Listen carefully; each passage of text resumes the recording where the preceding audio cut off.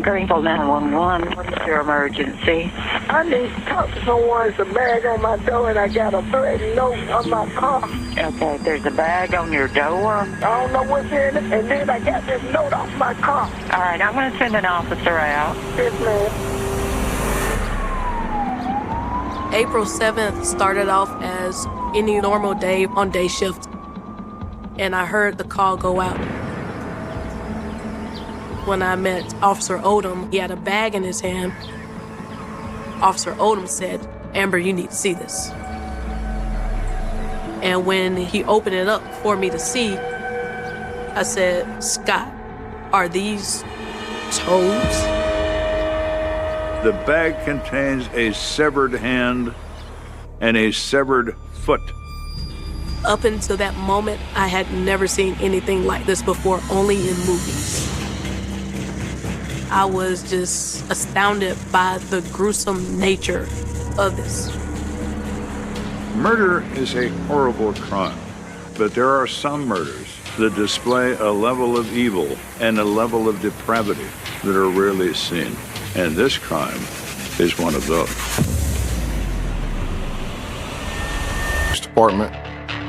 I was in investigations for 19 years, and 16 of that was in homicide.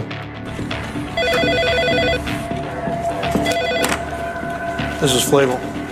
It was early morning, and I had just got to work when we got the call.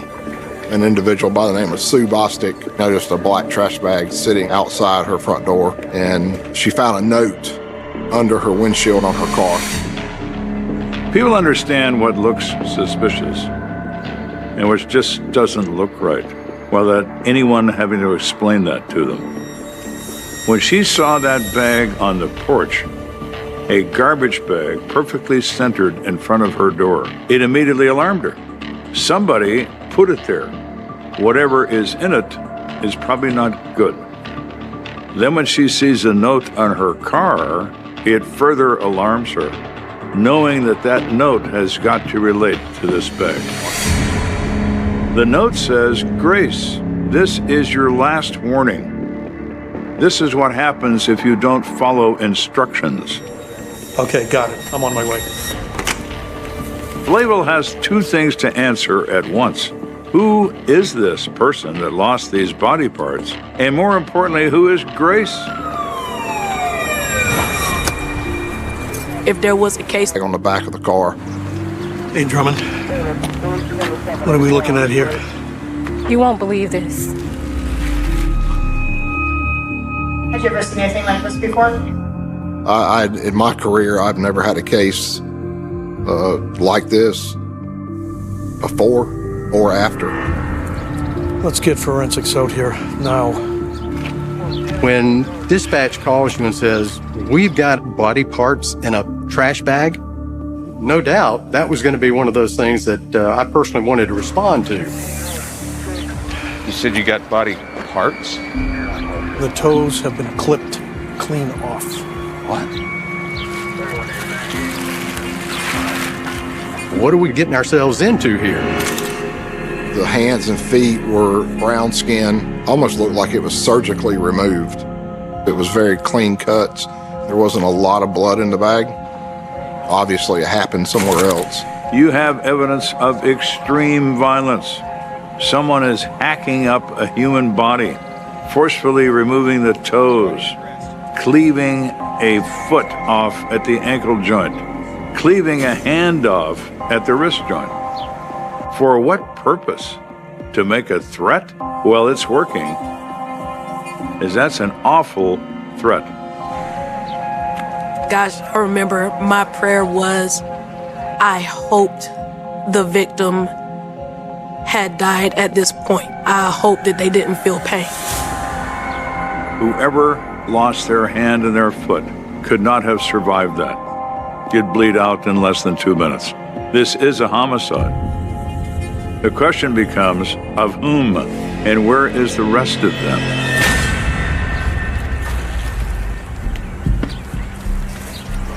Let's have a look at that note. The note itself was bizarre. It was addressed to an individual by the name of Grace Davis. basically threatening Grace. We learned that Miss Bostic is Grace Davis's aunt. The implied content of the note is, do what we demand or this will happen to you. In addition to that information, there is an email to respond to at the bottom of the page. For us as investigators, thank you, because we can track that email address and at least start somewhere. See if you can pull any prints off of this, and let's get a read on that email. I'll let you know what we can find. We had no clue what or who we were dealing with. Detective? Yeah. Got a problem. He's informed by radio that a second bag has been found at another house a mile away that also contains additional body parts. Holy smokes. I never dreamed that we would get a call about other body parts.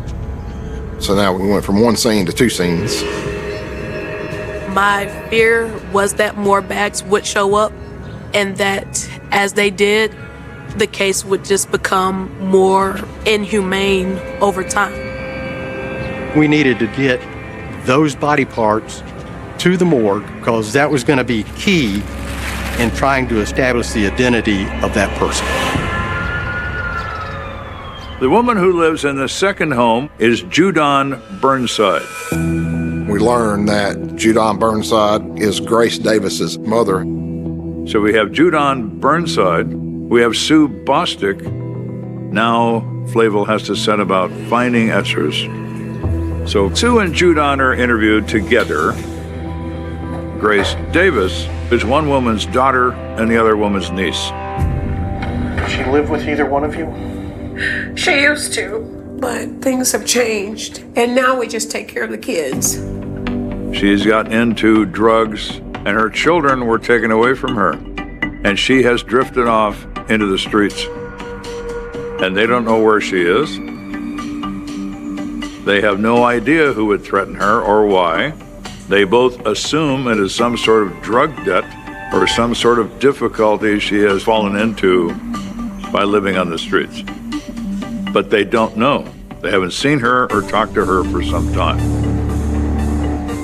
They are independently raising her children in the hope that Grace will somehow straighten out her life and return to recover her children.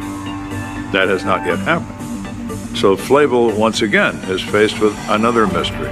Not only who Grace Davis is, but we don't know where she is. And we don't know how she could have acquired an enemy that is not only depraved, but is particularly evil. Who might that be? Flavel doesn't know. Whoever is responsible for this doesn't know where Grace is either, or he wouldn't be leaving these threats with relatives. He'd be going directly to Grace Davis. Has anything happened in the last few days out of the ordinary? Well, there was this phone call. Miss Bostic told us she answered the phone and stated it sounds like somebody's gonna die. Hello? Help me, please! Hello? She got a phone call from a female voice who was screaming into the phone, and then the line went dead. She wonders if that's connected. Flavel wonders the same thing. Do either one of you know anybody that would want to do Grace harm? There is her ex. Grace's ex-husband has been ordered to pay $400 a month in child support, and he was very unhappy about this.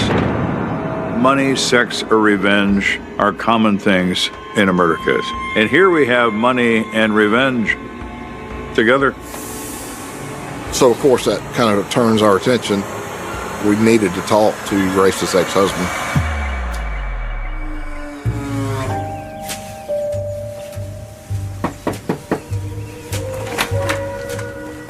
The ex-husband appears shocked, has no knowledge of any of this. Mr. Davis, I need to know where you were on the morning of the 7th. I was with my girlfriend.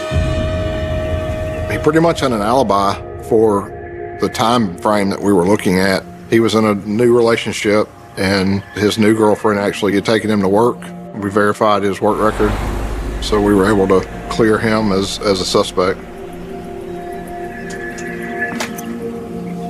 It's just not the guy. It just isn't. It's a shame. It would make this case a lot simpler, but it's not simple. Murders never are.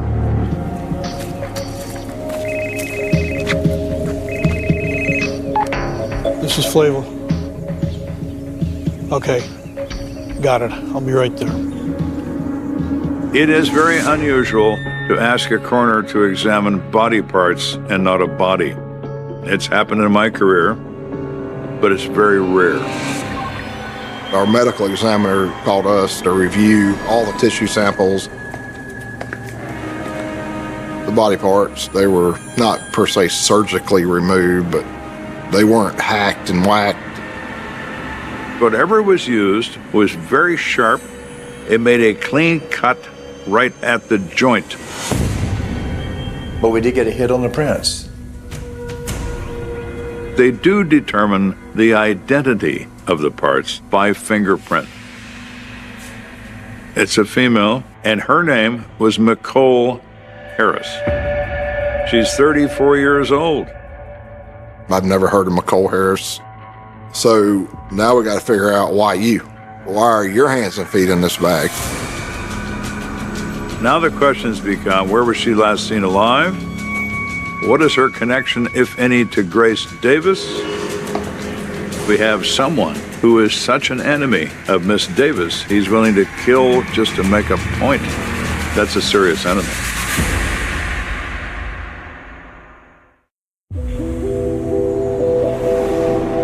So we know that now this person's name is Nicole Harris. Now Flavel has to set about finding where Nicole Harris was last seen alive. And he has to make a death notification to the family. For you to give them that news is devastating in a split second. Their life is turned upside down.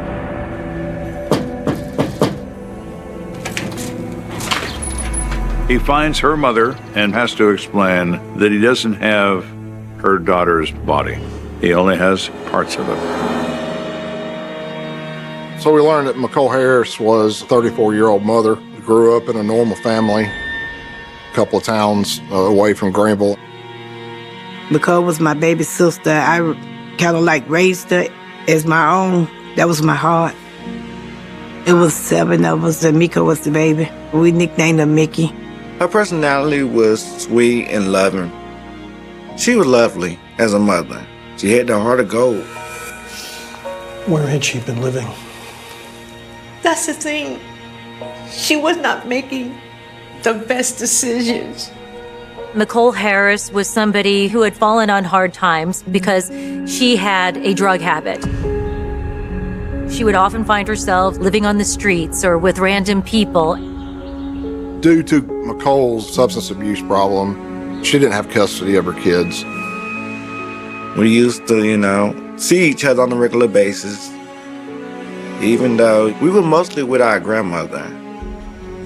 Mrs. Harris says her daughter has fallen on hard times, but still, Nicole Harris was trying to change her ways, trying to move back into a normal life, to get off the streets and away from the drugs and back to where she began as a mother.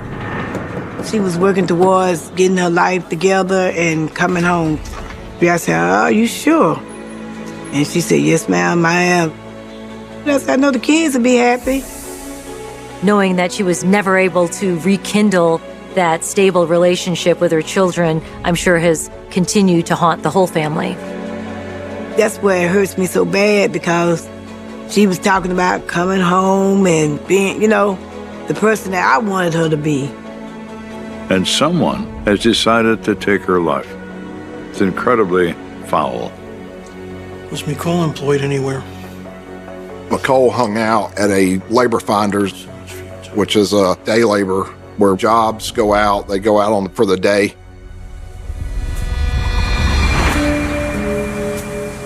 So Flavel goes to labor finders to see who knows Nicole Harris. Some recognize the name, some seem to recall her, but no one seems to know her very well. So Flavel doesn't really learn very much. Sometimes you pick the wrong rabbit hole. So you go back and start on another one. Then we started looking for Grace. This is Flavel. The Davis family reports that they now know where Grace probably is staying. We learned that she was living with a cousin out in the county. Flavel is thrilled, but at least he's going to be able to finally speak to Grace Davis to find out perhaps what is going on in this mess. Ma'am, I need to talk to you about a couple of incidents that happened at your mom and aunt's home. What? She had no clue that there was body parts left at these locations at her family's houses.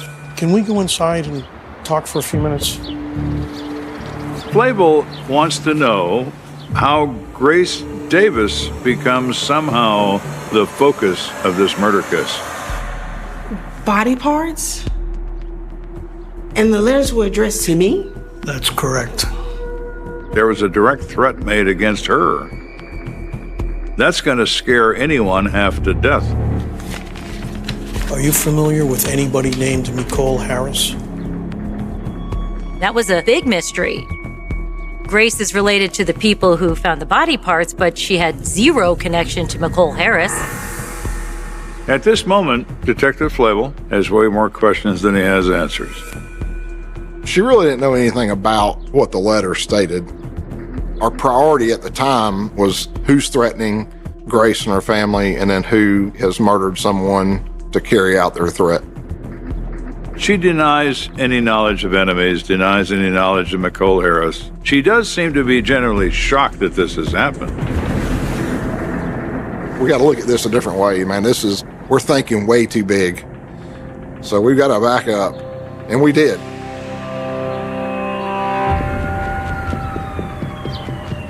We let our work lead us in the right direction.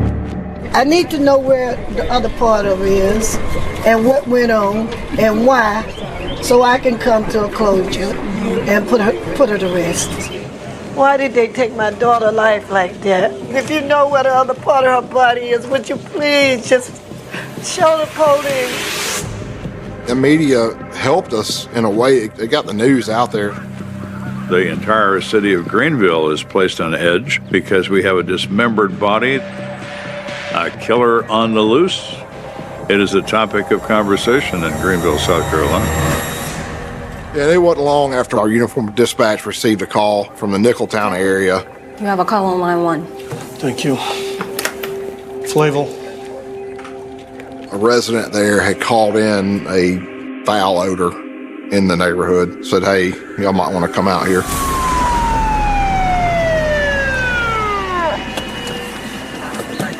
When they get out of the car, they're overcome by the smell of death. When you're a policeman, you never, ever forget the smell of death. Behind the house, we find a big, storage container.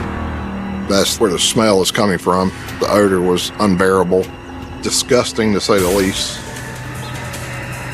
They remove the lid, and up to the top of the lid, it is a blood and flesh soup. Maybe they have just found Nicole Harris.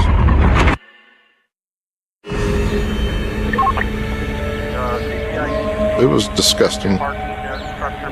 We're trying to come up with a game plan on how are we going to attack this container because it's probably 80% liquid at this time.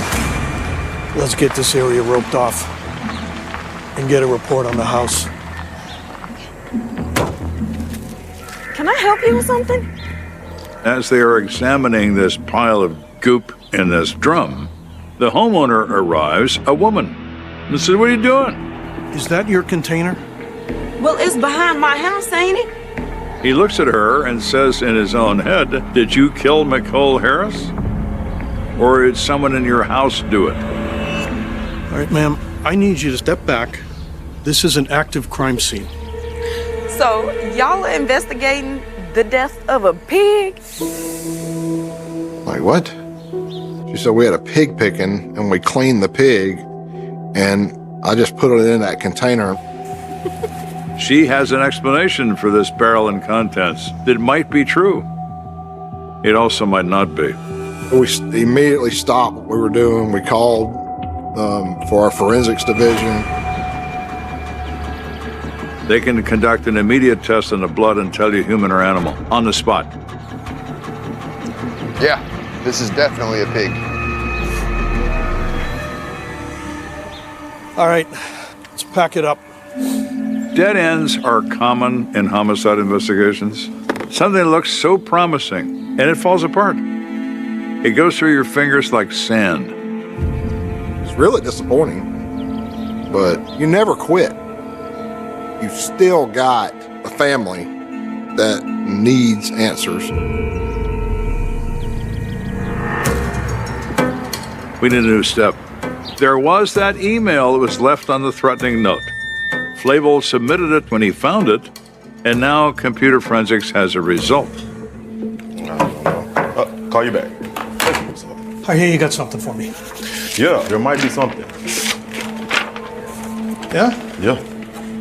They inform him a public use computer in a library was used to send the email. Hi. Hi, how are you? What's your name? Jessica? Jessica, my name's Detective Flavel. I need to know if I can obtain some security footage of the library for a case that I'm working on. Oh, yeah. Can you help me obtain that? Yeah, I can help you with that. Good. Mandy, can you cover the desk for me for a minute? Of course. Thanks. Follow me. There is a God, because public libraries have surveillance cameras. Okay, here is the tape you were asking about. Not only did it give us the address, but it gave us the date and time that this email address was checked. He goes and he sees footage, and he sees an African-American couple, man and woman, using the computer. The man is not anyone that Flavel has ever seen, and the woman that's with him is not Grace Davis.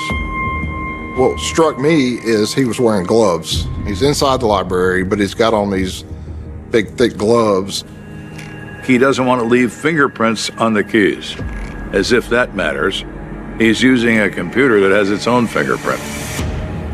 So he's typing this email. On April the 6th, the day before the body parts are found. Now we're getting somewhere.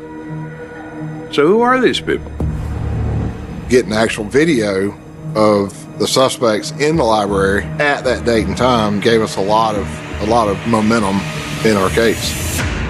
So now it's time to bring Grace Davis in for another interview and confront her with this video.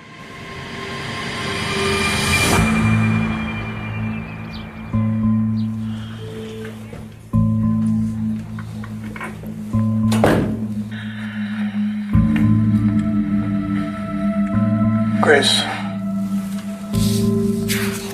I need you to start being honest with me. Flavel explains that this is not going to go away. I am not going to go away. And we're going to get to the bottom of this. And I said, hey, do you recognize these people? Tell me what's going on. Okay, look, I know him and his wife, but I don't talk to them anymore. Who is he? And she cracks. She says, the people on this tape are Carmen and Clarence Jenkins. We used to live together and we used to date. All three of you? I got together with them and we all fell in love. I had a sexual relationship with Clarence Jenkins. I also had a sexual relationship with Carmen Jenkins. Okay. You started talking about a triangle situation where everybody's in love with everybody else. Things can get enormously complicated. It was good for a while until Clarence started being all controlling. She said he's real controlling and they can't leave the house. She says, then I found out that Clarence was abusive. So Clarence's verbal abuse and weirdness caused Miss Davis to come to her senses to some degree and to leave these people. I just knew I had to get out of there. So she makes a decision to leave, and she leaves, literally walks away. She left on the 16th of March. April the 6th, just a few weeks later, body parts and threats show up. That's remarkable.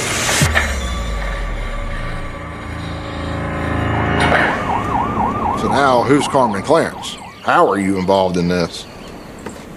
So we made an attempt to talk to Carmen and Clarence Jenkins to find out what was actually going on.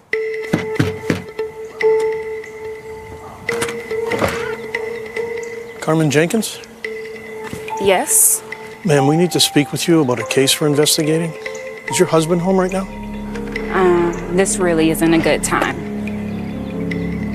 She immediately says that they're busy right now, but they will come down to the police station later in the day to discuss it with them, her and Clarence. So we left. But we had a team of investigators out there and we did surveillance.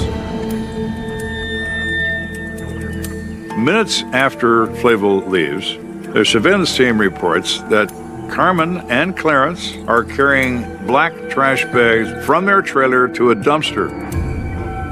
Detective Garrison was watching through binoculars, and the trash bags got blue pull strings. The very same type that we found with the mutilated body parts. Flavel and his partner return to the dumpster near the property and look in the bags that they threw away. There were 2 or 3 empty bleach bottles, ammonia bottles, carpet cleaning solutions, of course indicative of somebody cleaning something up. Whatever happened to Nicole Harris probably happened to her in that trailer.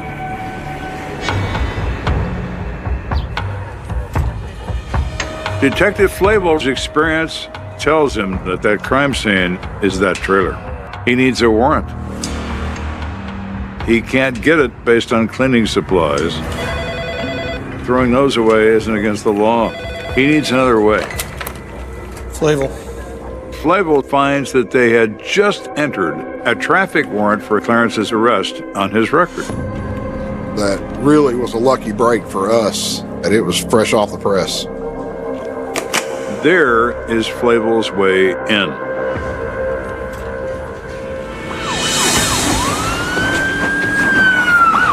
They return with their search warrant in hand. Police, open up! They knock on the door,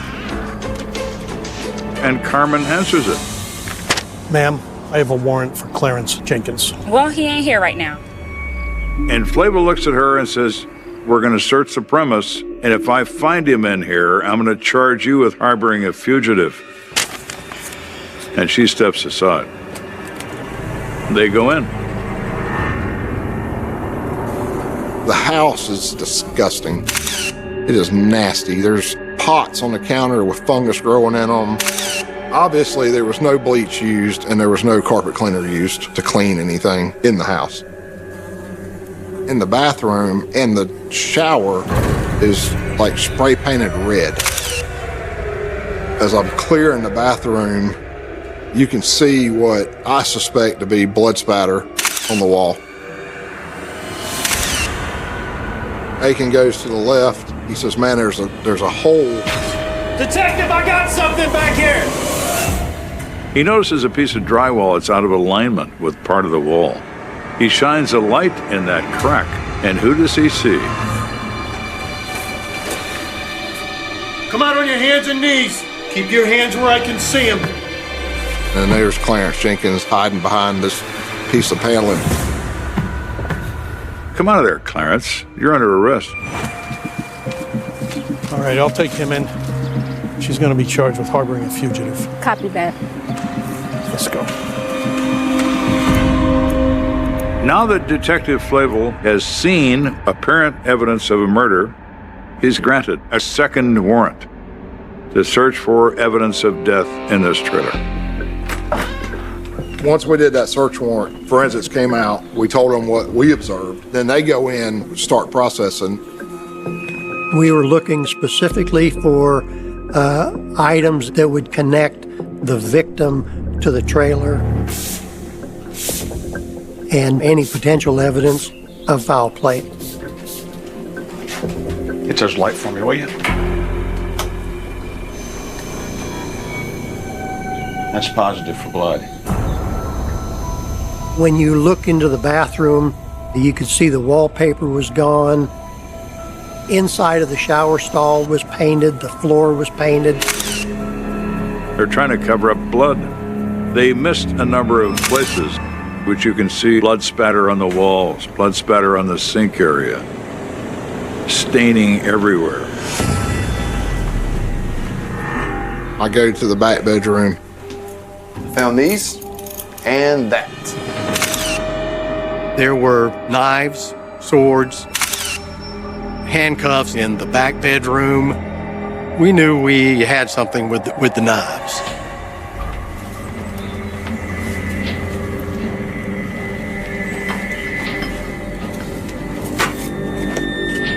Found something here. I'd found a clipboard, and in that clipboard were typed letters addressed to the same individuals where the body parts were sent. This is a filthy trailer filled with all sorts of horrible evidence. So this is all adding up to the scene of the death of Nicole Harris. But why did Nicole Harris die? Why was she murdered and dismembered, for heaven's sake? And how does it connect to Miss Davis and the Jenkins? That's what they don't know.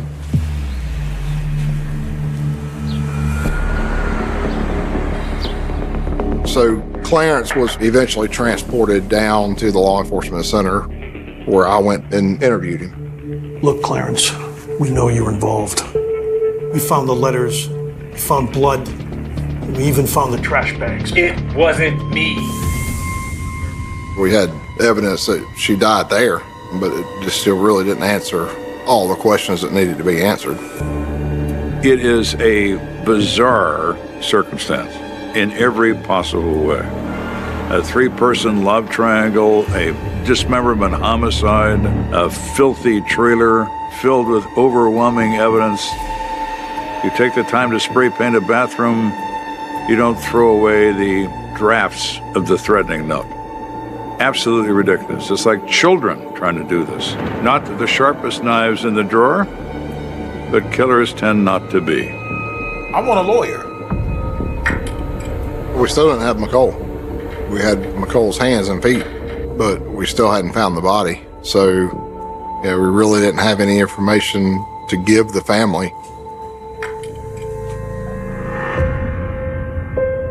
I have faith in God, and I know that it was going to get solved. But, I mean, it was just devastating. We had a candlelight vigil, but the thing was, we still was, still going through. The time for me, it was real hard. So Flavel is organizing the case as best he can so they can proceed to trial. During this process, a year goes by, and Carmen decides she wants to talk. She says, I want to tell you what happened. The prosecutor called and wanted us to come up for a meeting with Carmen and her attorneys.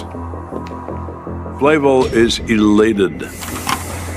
We're at the solicitor's office with her attorneys, the prosecutors, and finally she's giving us her confession.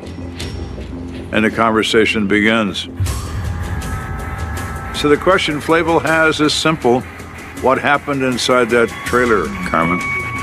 What happened to Nicole Harris?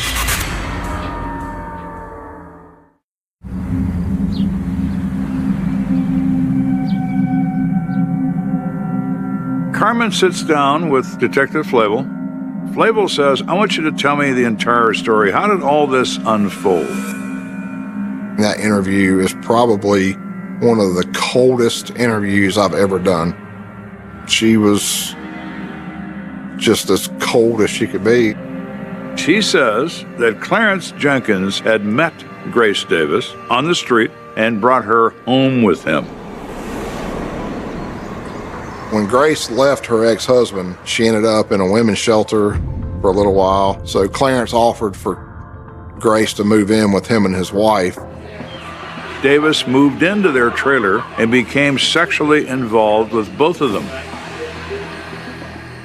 They were all happily together.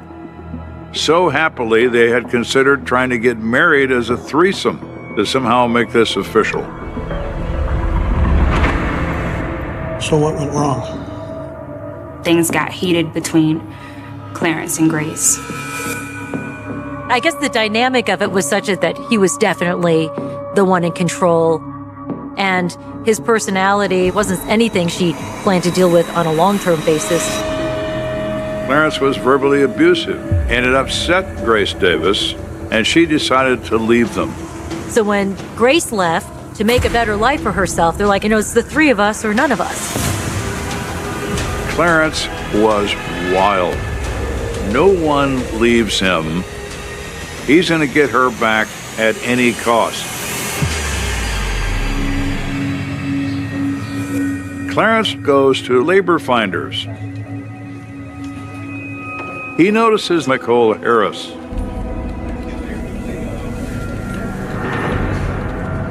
Excuse me, miss. Yes, do I know you? I need you to come with me. He convinces her he's a policeman.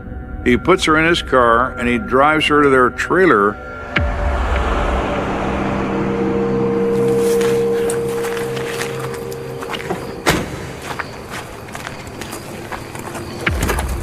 I thought we were going to the station. Give me your hands. Come on. Carmen says he shows up with Nicole, and she's in handcuffs, and he takes her straight to this back room. Please, let me go! Stop that. The first plan Clarence had was to use Nicole Harris to make threats. He handcuffs her to a chair. He makes her make that phone call to Sue Bostic. You tell Grace she needs to get her ass back here. Help me! Help me! Although she didn't follow the script and didn't say much, which is why Bostic only heard screaming and then the line went dead. And then what happened? The threats weren't working, so Clarence came up with another idea. And then Clarence just comes up to Carmen and says, "Hey, you gotta kill that girl." Here. Get on with You it. don't have to do this. Please. Go on now, get on with it.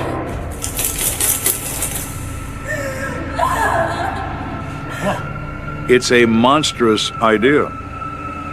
Clarence Jenkins is willing to use the death of a perfect stranger as a device to regain the love and admiration of another female. How sick is that? How sick can you be? And Carmen is a participant in this crime.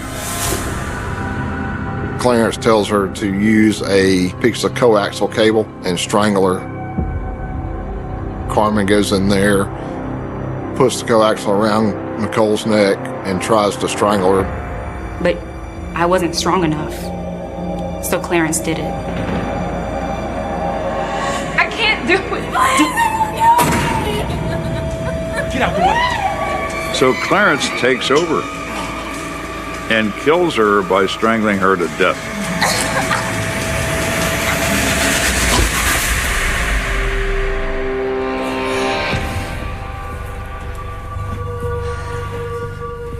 They then take her and drag her into the front bathroom. Then he takes a machete and cuts off her feet and her hands with powerful blows with a very long, sharp blade. They get like some garden shears, and he cuts the toes off. Then he bags these parts in 2 different bags. He writes the threatening letters. That Clarence Jenkins would devise such a plan is beyond monstrous. If I was so empowered I would sit Clarence down and I would say, Clarence, I'm going to stuff you into a food processor and press liquefy, and then I'm going to pour you down a toilet, because that is where you belong. I need to know where the rest of McCall's body is. Carmen gave us the location that they actually dumped McCall Harris's body. It was out in a vacant field, and they actually poured gas on it and tried to burn it. Good heavens. For what? The love and admiration of a female. Apparently so. She had no emotion. I mean, the whole time it was like really eerie.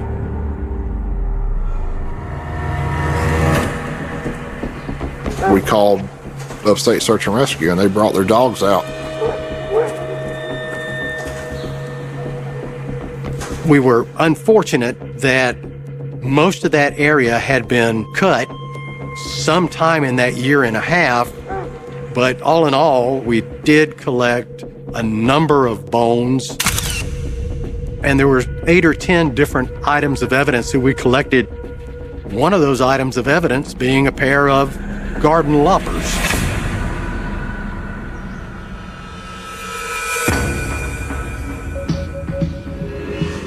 Clarence was tried for murder. He was convicted and he was given life without parole. Carmen was originally sentenced to 50 years, and after her testimony, that sentence was reduced to 40. You just killed someone just to play some silly game. So, what's enough? You always think of dangerous people as having like lots of weapons, but really the most dangerous people that exist are those without empathy. And clearly, Carmen and Clarence had no empathy for McCall Harris. I just want the world to know that the tragedy that happened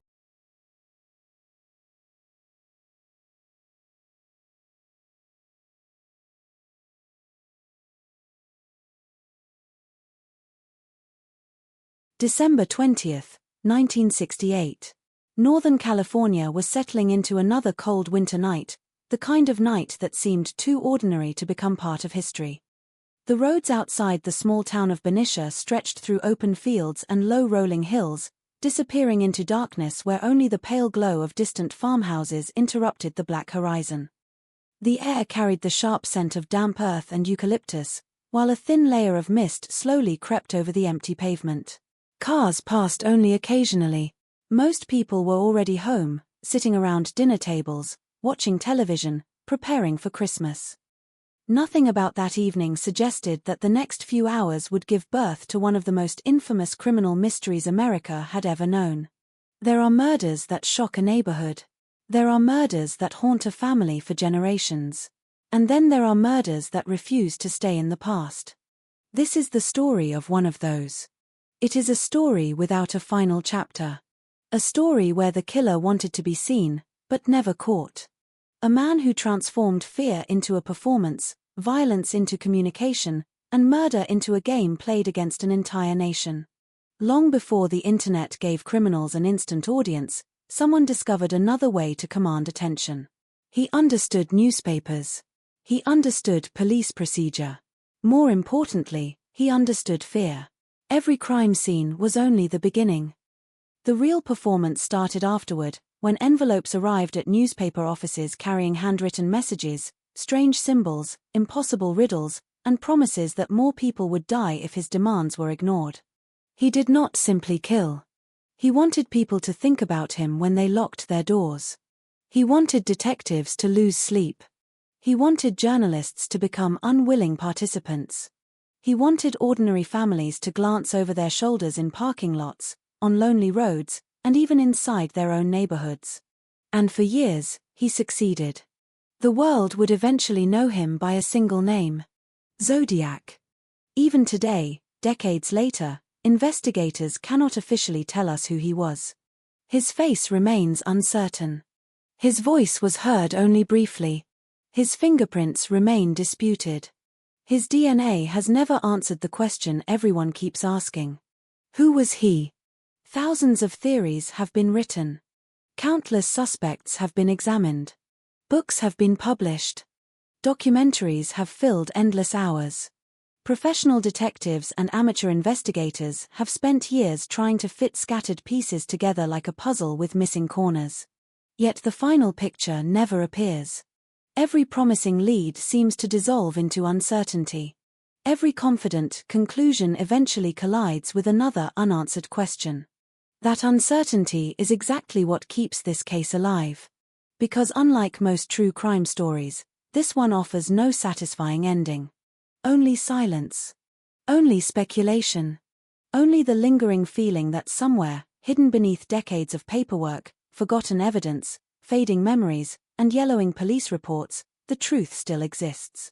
But before there were cryptograms, before newspaper headlines, before television broadcasts warning the public, before schoolchildren whispered the name Zodiac to frighten one another, there were simply two teenagers on a date. David Faraday was 17 years old. Betty Lou Jensen was 16. Neither of them could have imagined that they would become the opening chapter of a mystery that would outlive everyone involved. Neither of them knew that investigators would still speak their names more than half a century later. And neither of them had any reason to believe that someone they had never met had already begun writing a script in which they would become victims. That is perhaps the most unsettling truth about this case. The victims never knew they were part of something larger. To them, each evening began like any other. A drive. A conversation. A quiet moment together. The promise of tomorrow. The killer saw something entirely different. Opportunity. Across Northern California, roads cut through isolated farmland where young couples often parked for privacy. These places offered silence. No witnesses. No bright street lights. No security cameras. Just darkness and distance. In the late 1960s, America was changing rapidly, but much of rural California still belonged to the night once the sun disappeared. A person could stand beside a deserted road for several minutes without seeing another vehicle. For someone hunting strangers, isolation became an ally. Imagine the sound of tires slowing against rough asphalt. A car engine clicking softly after being switched off. Condensation gathering on the windows. Teenagers laughing about school, Christmas plans, or the future. Then another set of headlights appears behind them. Nothing unusual. Someone else has arrived. Maybe another couple. Maybe someone asking for directions. Maybe a passing motorist. There is no immediate reason to panic. The human brain prefers ordinary explanations. It resists believing that danger has arrived until danger has already crossed the distance between imagination and reality. That tiny gap between normal and impossible would become one of Zodiac's greatest weapons. His attacks often unfolded in places where people felt temporarily safe. Not at war. Not during robberies. Not after arguments. Simply during ordinary moments. Ordinary moments became fatal because they were ordinary. The killer never needed dramatic entrances. The contrast created enough terror on its own. This psychological pattern would repeat itself again and again. A lover's lane. A parked vehicle. An unexpected approach. A few brief words, if any. Then violence. Fast. Overwhelming. Difficult to understand before it was already over. Yet if murder alone had been his objective, history might never have remembered him. America has seen countless unsolved killings. Most slowly disappear from public conversation.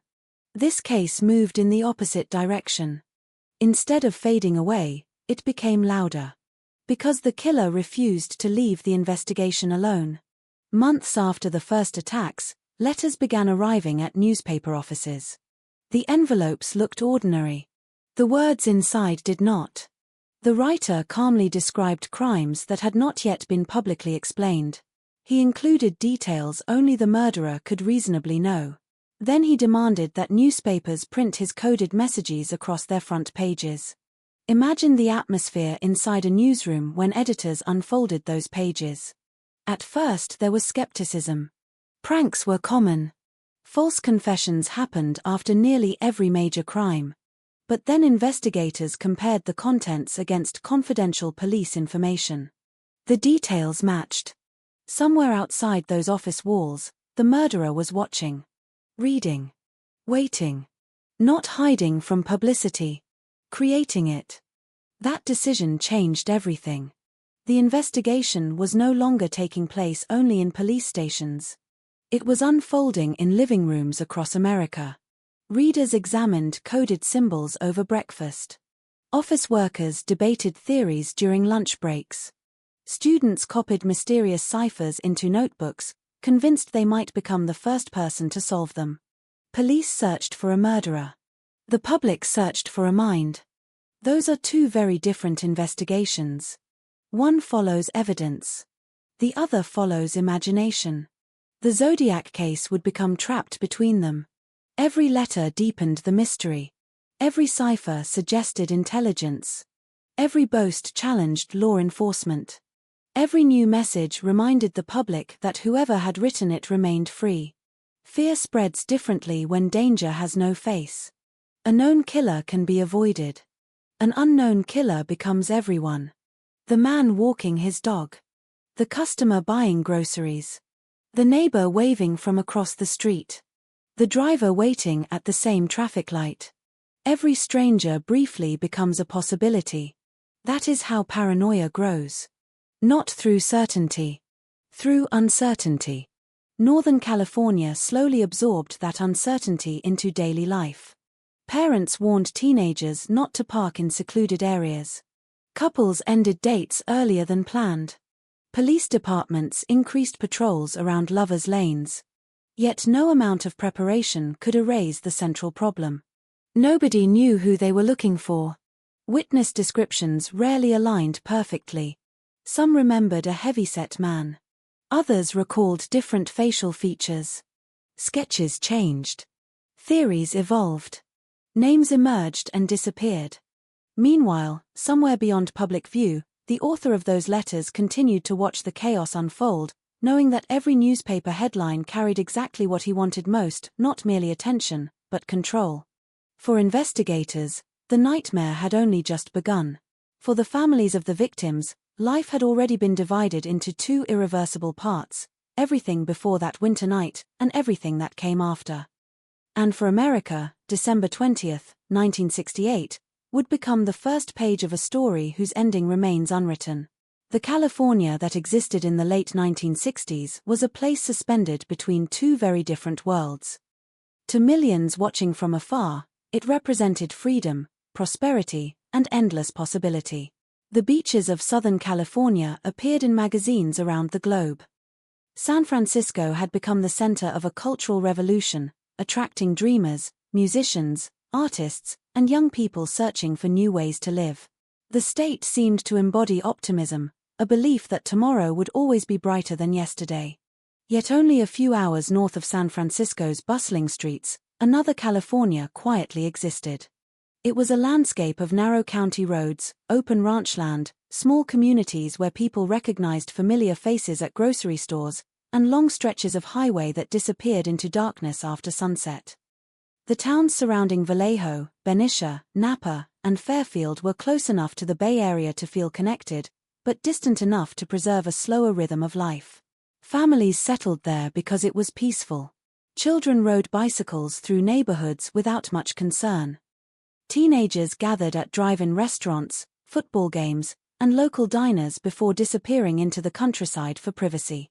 On Friday and Saturday evenings, young couples often drove toward isolated roads overlooking fields or lakes.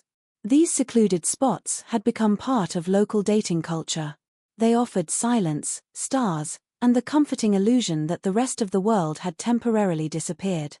Parents worried about curfews. They worried about grades. They worried about whether their children would make it home on time. Very few worried that someone might be waiting in the darkness. Northern California had certainly experienced crime before.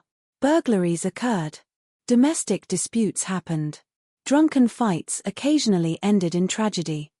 But random acts of calculated violence against complete strangers were still uncommon enough that most residents viewed them as distant headlines rather than personal threats. That sense of security would become one of the invisible victims in this story. The roads themselves almost seemed designed for solitude. During daylight, they wound past grazing cattle, vineyards, telephone poles, and gently rolling hills colored gold during the dry months and emerald green after winter rains. At night, however, those same roads transformed into something entirely different. Streetlights disappeared. Traffic became rare. The landscape dissolved into silhouettes. A driver could travel for several minutes seeing nothing except headlights stretching ahead into darkness. It was a setting where distance distorted sound. A barking dog might echo across empty fields.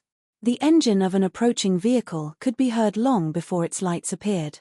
Every movement became more noticeable because there was so little movement at all. For someone searching for victims, these roads offered something invaluable. Time. There would often be no immediate witnesses. No nearby houses. No security patrols. No cameras recording license plates. Only silence. Modern audiences sometimes forget how different criminal investigations were in 1968. DNA profiling did not exist. Surveillance cameras were virtually non-existent outside certain businesses. Cell phones, GPS tracking, automatic license plate readers, and digital records belonged to the future. A killer who carefully selected isolated locations possessed advantages that seem almost unimaginable today. Police depended heavily upon eyewitnesses. Physical evidence. Ballistics. Fingerprints. Interviews. Memory. Each of those tools had limitations. People remembered different details. Darkness altered perception. Stress changed recollection. Minutes that felt like hours often turned out to have lasted only seconds. A witness could confidently describe a suspect and still be entirely mistaken without realizing it. Every investigation became an enormous puzzle assembled from imperfect pieces. Those limitations mattered. Because whoever would eventually become known as Zodiac appeared to understand them remarkably well. Whether through planning, instinct, or experience, the attacks repeatedly occurred where evidence would naturally be scarce. The geography itself became an accomplice. Beyond the roads lay communities that were deeply interconnected. Local newspapers covered school events, church gatherings, community fairs, and high school sports alongside reports of city council meetings and weather forecasts. Police officers often knew residents by name. Teachers recognized generations of families. The social fabric felt personal. When violence entered such communities, it spread far beyond the immediate victims. One murder could alter conversations across an entire county. Church services became quieter. Parents lingered outside schools. Neighbors checked on one another more frequently. Rumors traveled faster than facts. Every unexplained detail found room to grow. Some believed a local drifter must be responsible. Others suspected escaped prisoners. Some whispered about jealous lovers or personal revenge. The human mind naturally seeks explanations. Almost any explanation feels less frightening than admitting there may be none. The earliest investigators approached the first crime much the same way. Their initial task was straightforward. Identify the victims. Reconstruct their final hours. Determine whether someone they knew had reason to harm them. It was a logical approach. After all, statistically, victims often know their killers. But statistics have little power against exceptions. One of the defining characteristics of the Zodiac case was its apparent lack of personal connection. There was no obvious financial motive. No robbery. No prolonged confrontation. No visible attempt to conceal the crimes. The violence itself seemed strangely detached. Almost clinical.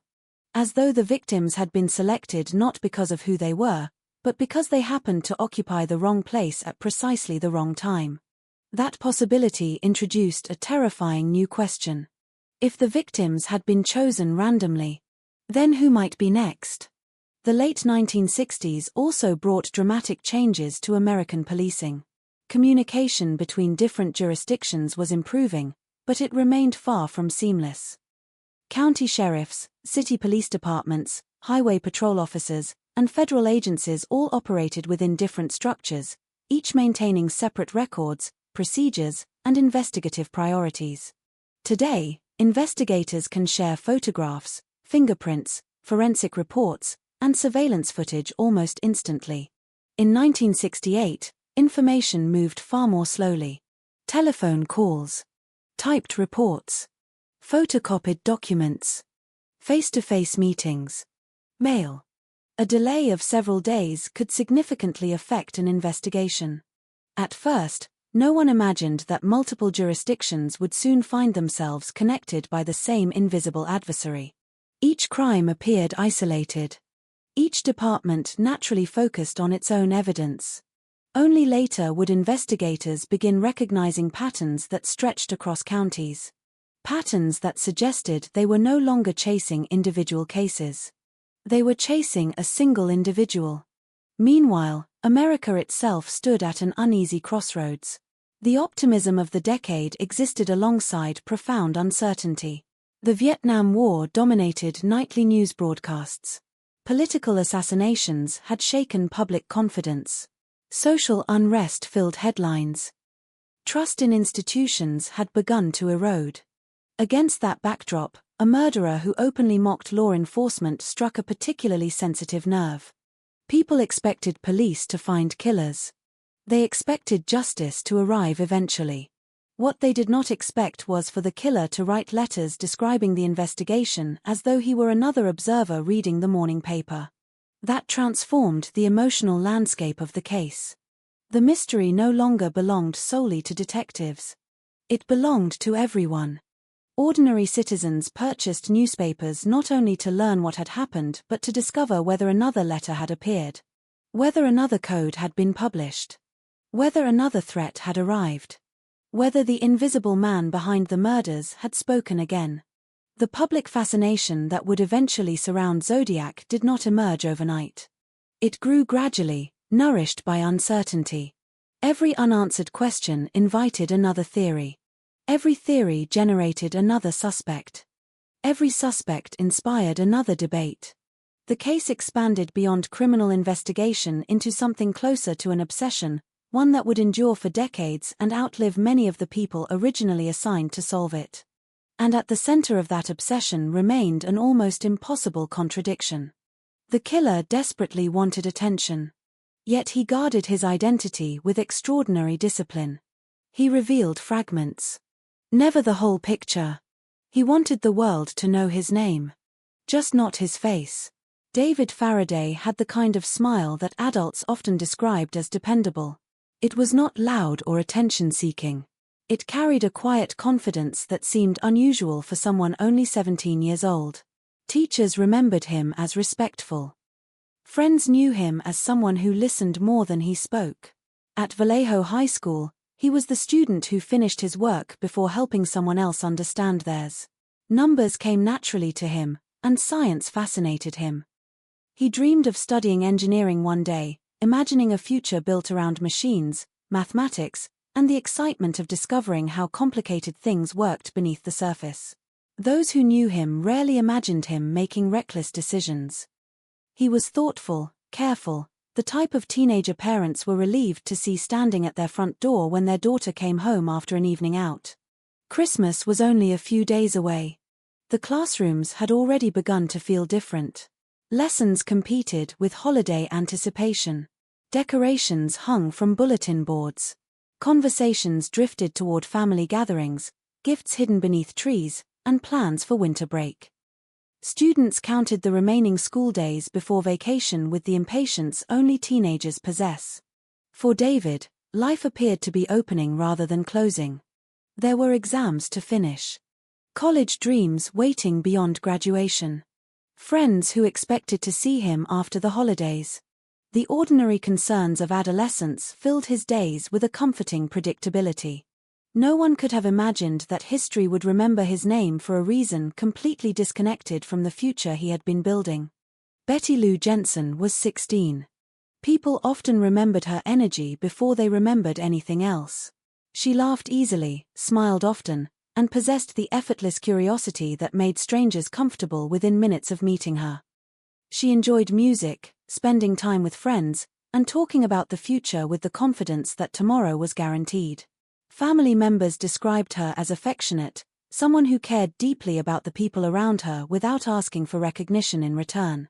She was still discovering who she wanted to become. Like countless teenagers across America, she balanced homework with friendships, family expectations with growing independence. Dating represented another step toward adulthood, exciting precisely because it carried the feeling of entering an unfamiliar chapter. December evenings felt magical at that age. Store windows glowed with Christmas lights. Neighborhoods decorated rooftops with colorful bulbs. Cold air made every breath visible. The year seemed to end wrapped in optimism. Neither David nor Betty Lou understood that their first date would also become their last. History often reduces victims to the final minutes of their lives. Photographs become evidence. Birthdays become statistics. Smiles become images shown during documentaries. But before police reports existed, there were simply two young people experiencing the ordinary excitement of spending an evening together. Their families did not see victims leaving home. They saw teenagers. Children. A son. A daughter. Someone expected back before bedtime. That distinction matters. True crime has a tendency to begin where life ends. Reality begins much earlier. Months later, another young woman would unknowingly step into the same story. Dolene Ferrin was 22 years old, older than the first two victims but still standing near the beginning of adulthood. She worked hard, knew many people throughout Vallejo, and possessed a personality that naturally attracted conversation.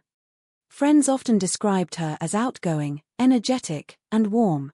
She could walk into a room filled with strangers and leave with new acquaintances before the evening ended. Like many young adults, her life was complicated in ways outsiders rarely recognized. Responsibilities competed with personal dreams. Relationships evolved. The future remained uncertain but promising. She lived in a community where familiar faces appeared almost everywhere: restaurants, service stations, local stores, neighborhood gatherings. Few imagined that familiarity could coexist with danger. On the evening of July 4, 1969, fireworks illuminated skies across the country. Families gathered in parks. Children chased sparklers through backyards. Patriotic music drifted across neighborhoods. Independence Day traditionally celebrated freedom, community, and shared joy. The contrast between celebration and violence would make that night particularly haunting.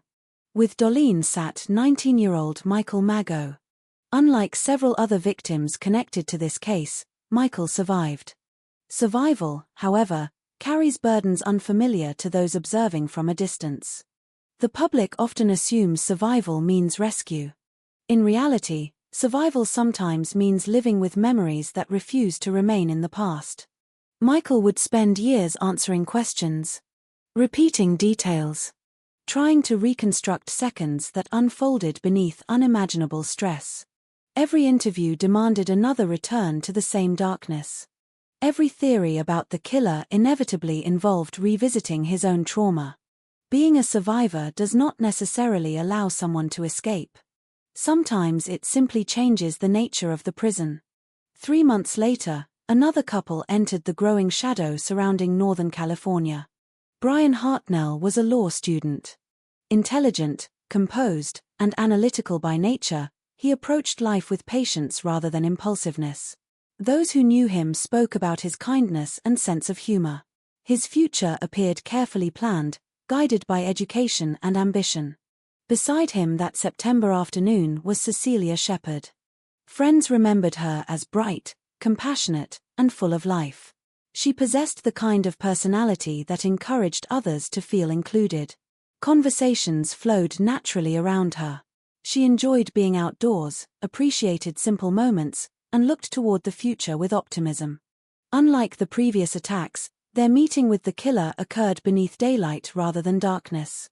The sun reflected gently across Lake Berryessa. The water appeared peaceful. Nearby hills rolled quietly beneath an open sky. People visited the lake to escape routine. To picnic. To swim. To enjoy nature. Nothing about the setting suggested violence. The tranquility almost seemed to resist the possibility. Yet evil does not require darkness to exist. Sometimes it arrives beneath perfect blue skies. Brian and Cecilia spent time talking, relaxing, enjoying one another's company in a place that felt removed from ordinary pressures. Around them, the landscape stretched peacefully into the distance. Birds crossed the water. Gentle breezes disturbed the dry grass. It was the kind of afternoon that later survives only through memory because no one thinks to preserve ordinary happiness while living inside it. That ordinary happiness would soon disappear forever. Brian survived. Cecilia did not. For Brian, survival meant carrying memories impossible to abandon. He would later become one of the most important witnesses investigators ever interviewed. His recollections offered rare insight into the killer's behavior, appearance, and voice. Yet behind every piece of evidence stood a man remembering one of the worst moments of his life. Witnesses are often treated as sources of information. Before they become witnesses, they are human beings. Then there was Paul Stein. Unlike the previous victims, Paul was not parked beside a quiet country road with someone he loved. He was simply doing his job. 29 years old, Paul worked as a taxi driver in San Francisco while pursuing broader ambitions. Friends described him as intelligent and thoughtful. Writing interested him. Journalism appealed to him. Driving a cab represented employment, not destiny. Like many people building careers, he accepted difficult work because it paid bills while larger dreams slowly took shape. Taxi drivers encounter strangers every day. That is the profession. Most passengers remain anonymous. Brief conversations begin and end within minutes. A destination.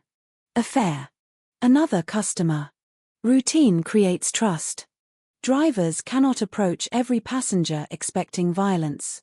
If they did, the job would become impossible.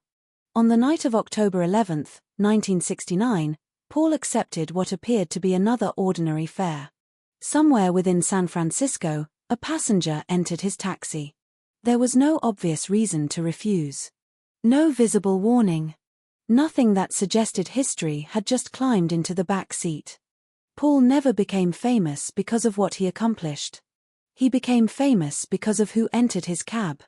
That reality reflects one of the cruelest aspects of this entire case. None of the confirmed victims were public figures. None sought attention. None expected to become part of one of America's greatest unsolved mysteries. Their names survived because another man decided they would. Behind every newspaper headline stood families forced to absorb impossible news. Parents answering late-night knocks at the door. Siblings struggling to understand words that refused to make sense. Empty bedrooms remaining untouched for weeks because no one possessed the emotional strength to rearrange them. Christmas gifts that would never be opened. Birthday celebrations forever missing one chair. Family photographs suddenly transforming from treasured memories into painful reminders. Investigators measured distances, collected shell casings, compared fingerprints, and analyzed evidence. Families measured something entirely different. Silence at the dinner table. Vacant seats during holidays. The unbearable absence of ordinary conversations that would never happen again. As public fascination with the mysterious killer intensified, the victims themselves risked becoming secondary characters in their own story. Newspapers devoted columns to cryptograms, anonymous letters, and speculation about the murderer's identity. Television audiences debated suspects. Amateur detectives emerged across the country. Yet every coded message existed because real people had first lost their lives. Every headline rested upon personal tragedy. Every mystery carried a human cost. That cost deserves remembrance before any discussion of ciphers, suspects, or investigations begins. Because long before the world learned the name Zodiac, there were simply 5 people living ordinary lives, making ordinary plans, believing, as all of us naturally do, that tomorrow was waiting for them. tomorrow never arrived. Instead, their stories became forever intertwined with a mystery that has endured for more than half a century, leaving behind not only unanswered questions for investigators, but permanent absences in the lives of everyone who loved them. On the evening of December 20th, 1968, the roads surrounding Lake Herman Road were unusually quiet. Located between Benicia and Vallejo, the area was known among local teenagers as a secluded place where couples could spend time away from the lights and noise of town. As darkness settled over the rolling hills, David Faraday and Betty Lou Jensen drove into that familiar landscape with no indication that anything was out of the ordinary. Sometime during the evening, another vehicle approached. Investigators have never been able to determine with certainty exactly how the encounter began. Evidence suggested that the killer either pulled in behind the couple's vehicle or arrived after they had already parked. Whether words were exchanged remains unknown. What is known is that the situation escalated quickly. David Faraday was shot at close range near the driver's side of the vehicle. Betty Lou Jensen managed to leave the car and attempted to flee across the gravel turnout. She ran only a short distance before she was struck multiple times by gunfire. She died where she fell. The attack lasted only moments. When it was over, the gunman disappeared into the night. No robbery occurred. Nothing indicated that either victim had been personally targeted because of who they were. That absence of an obvious motive immediately complicated the investigation. For detectives arriving at the scene, the questions far outnumbered the answers. The attack appeared deliberate. The victims were young. The location was isolated.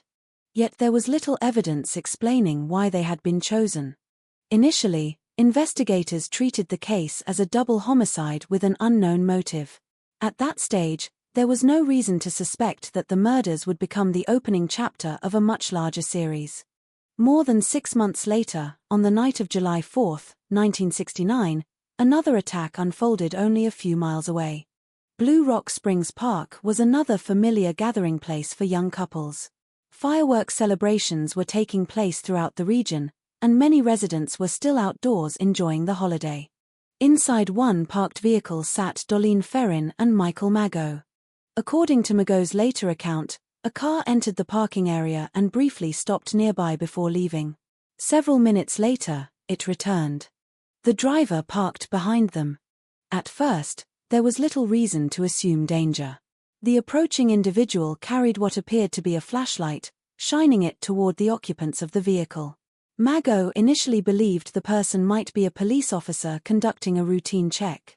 Instead, the individual produced a firearm and opened fire into the car. As the victims reacted, the shooter briefly turned away, then returned after hearing movement inside the vehicle. Additional shots were fired before the attacker left the scene. Dolene Ferrin died from her injuries. Michael Mago survived despite suffering multiple gunshot wounds. His survival proved critically important. Although the attack happened quickly and under extreme stress, he was able to provide investigators with a description of the man who had approached the vehicle. Like many eyewitness accounts collected under traumatic circumstances, the description had limitations, but it offered detectives one of the first opportunities to imagine the individual they were pursuing. The case changed dramatically less than an hour later. A man telephoned the Vallejo Police Department. During the call, he reported the shooting at Blue Rock Springs and stated that he was also responsible for the murders on Lake Herman Road months earlier. The caller then ended the conversation. For investigators, the implication was impossible to ignore. The two cases were no longer isolated. They appeared connected. A pattern was beginning to emerge. The third confirmed attack differed in several significant ways. On September 27, 1969, Brian Hartnell and Cecilia Shepard were spending the afternoon near Lake Berryessa. Unlike the previous attacks, this encounter occurred during daylight. According to Hartnell's testimony, a man approached wearing an unusual black executioner-style hood that concealed his face. On the chest of the outfit was a distinctive crossed circle symbol that would later become synonymous with the Zodiac case. The man claimed to be an escaped convict seeking money and a vehicle. He instructed the couple to bind one another using lengths of pre-cut plastic clothesline that he had brought with him. After confirming the bindings, the attacker tightened them himself. What happened next demonstrated a disturbing level of preparation. Rather than stealing the victim's belongings and leaving, the man produced a knife and repeatedly stabbed both Brian Hartnell and Cecilia Shepard before calmly walking away. Despite his injuries, Hartnell survived. Shepard remained conscious long enough to assist investigators before dying from her wounds 2 days later. Before leaving the area, the attacker used a black marker to write a message on the victim's vehicle door. The writing included the dates of the previous attacks and the date of the current assault, followed by the same crossed circle symbol that had appeared on his clothing. It was an unmistakable declaration. The killer wanted investigators to know that all 3 attacks had been committed by the same person. Less than a month later, the violence moved from remote county roads into the streets of San Francisco. On October 11, 1969, taxi driver Paul Stein picked up a passenger in the city. Near the intersection of Washington and Cherry Streets, Stein was shot once in the head while seated in the driver's seat of his cab. Unlike the previous attacks, this murder occurred in an urban neighborhood with nearby homes and potential witnesses. Several people observed portions of the aftermath and contacted police. The suspect was reportedly seen leaving the taxi and walking away from the scene. A critical mistake in the initial police dispatch reportedly contributed to officers searching for the wrong individual during the first moments of the response, allowing the suspect to avoid immediate capture. Investigators later determined that the killer had removed a portion of Paul Stein's bloodstained shirt before leaving. That detail became significant when letters arrived at newspapers containing pieces of the shirt as proof that the writer was the murderer. Each attack differed in location, weapon, and circumstance. The first 2 involved firearms. The third relied on a knife. The fourth occurred in a busy city rather than an isolated lover's lane. Yet investigators recognized recurring elements. The attacks were sudden. The victims appeared to have been selected without any known personal connection. The offender demonstrated confidence before, during, and after each crime. Most significantly, he repeatedly sought acknowledgement after the killings. The murders alone were not enough. The letters that followed ensured the crimes would become a national story. By the end of 1969, Northern California was no longer confronting a series of unexplained homicides. It was confronting an unidentified killer who not only remained at large but appeared determined to shape the investigation itself. The first investigators who arrived at Lake Herman Road were confronted with a scene that immediately raised more questions than it answered. The location itself complicated every aspect of the response. It was dark, isolated, and far from the controlled environment that investigators prefer when preserving evidence. Officers established a perimeter as quickly as circumstances allowed, documenting the positions of the victims, the vehicle, and every visible piece of physical evidence before beginning a systematic search of the surrounding area. The crime scene suggested that the attack had unfolded rapidly. David Faraday was found near the vehicle, while Betty Lou Jensen lay some distance away, indicating that she had attempted to flee after the shooting began. Detectives carefully measured distances, photographed the area, and collected spent cartridge casings. Those casings would later become one of the most significant forms of physical evidence available to investigators. Ballistics analysis indicated that the shots had been fired from a .22 caliber firearm. At the time, this information helped narrow the type of weapon involved but could not identify a specific owner. Without eyewitnesses or surveillance footage, the firearm itself remained unknown. Investigators interviewed family members, classmates, teachers, friends, and anyone who might have seen the couple during the hours leading up to the attack. They reconstructed the victims' movements as precisely as possible, hoping to identify someone who had followed them or arranged to meet them. The interviews revealed no clear motive. There was no evidence of robbery. No known personal dispute connected to either victim. No indication that they had anticipated meeting anyone at Lake Herman Road. As detectives worked through increasingly long lists of possibilities, they encountered a difficult reality. The evidence did not naturally point toward a suspect. For months, The investigation remained active, but progress proved limited. The second attack at Blue Rock Springs dramatically altered investigators' understanding of the first case. Unlike the Lake Herman Road murders, this crime produced a surviving witness. Michael Mageau's account became an essential source of information. Although his injuries and the stressful circumstances limited what he could confidently remember, his description helped investigators begin developing an image of the unknown offender. Even more significant was the telephone call made shortly after the shooting.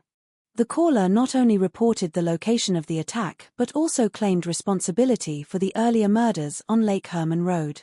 Detectives recognized that certain details provided during the call had not yet been publicly released. This increased confidence that the caller was likely connected to the crimes. For the first time, investigators had evidence suggesting that both attacks had been committed by the same individual. The investigation expanded accordingly. Ballistics experts compared evidence recovered from both scenes. Their examination concluded that the same firearm had likely been used in both shootings. This finding established a direct forensic connection between the two cases. The discovery fundamentally changed investigative strategy. Instead of pursuing separate homicide investigations, detectives were now searching for a serial offender. Only weeks later, newspaper offices across Northern California received nearly identical letters. Each letter claimed responsibility for the attacks and included details that had not been publicly disclosed. The writer also enclosed one section of a coded message, demanding that newspapers publish all portions of the cipher. Investigators immediately recognized the importance of the correspondence. The letters themselves became evidence. Forensic specialists examined the paper, envelopes, handwriting, postage stamps, and fingerprints. At the time, available forensic methods were limited compared with modern standards, but every effort was made to recover usable physical evidence. Latent fingerprints were reportedly developed from some materials, although investigators could not conclusively determine whether they belonged to the sender or had been deposited during handling. The handwriting itself attracted considerable attention. Experts compared it with writing samples obtained from numerous individuals over the following years. Although similarities were occasionally noted, no comparison produced sufficient certainty to establish identity. The ciphers presented an entirely different challenge. Law enforcement sought assistance from cryptography experts as well as members of the public. One of the earliest ciphers, now known as the Z408 cipher, was ultimately solved by Donald and Betty Harden, a married couple with no formal law enforcement role. Their solution revealed statements consistent with the mindset of the letter writer but did not include his name or any information capable of identifying him. Investigators hoped future correspondence might prove more revealing. Instead, the letters continued to generate additional questions. Following the attack at Lake Berryessa, detectives encountered another unusual development. Written on the victim's vehicle was a message listing the dates of the previous attacks alongside the current assault, accompanied by the now familiar crossed circle symbol. This inscription provided another direct link between the separate crime scenes. It also demonstrated that the offender was willing to spend additional time at the scene after the attack, suggesting a degree of confidence that investigators found troubling. The murder of taxi driver Paul Stein in San Francisco introduced yet another category of evidence. Unlike the previous attacks, the crime occurred in a populated neighborhood where witnesses observed portions of the suspect's movements after the shooting.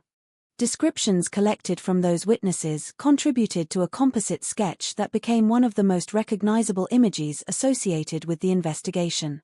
Although eyewitness descriptions naturally varied, the sketch provided investigators with a tangible lead that could be distributed to police agencies throughout the region.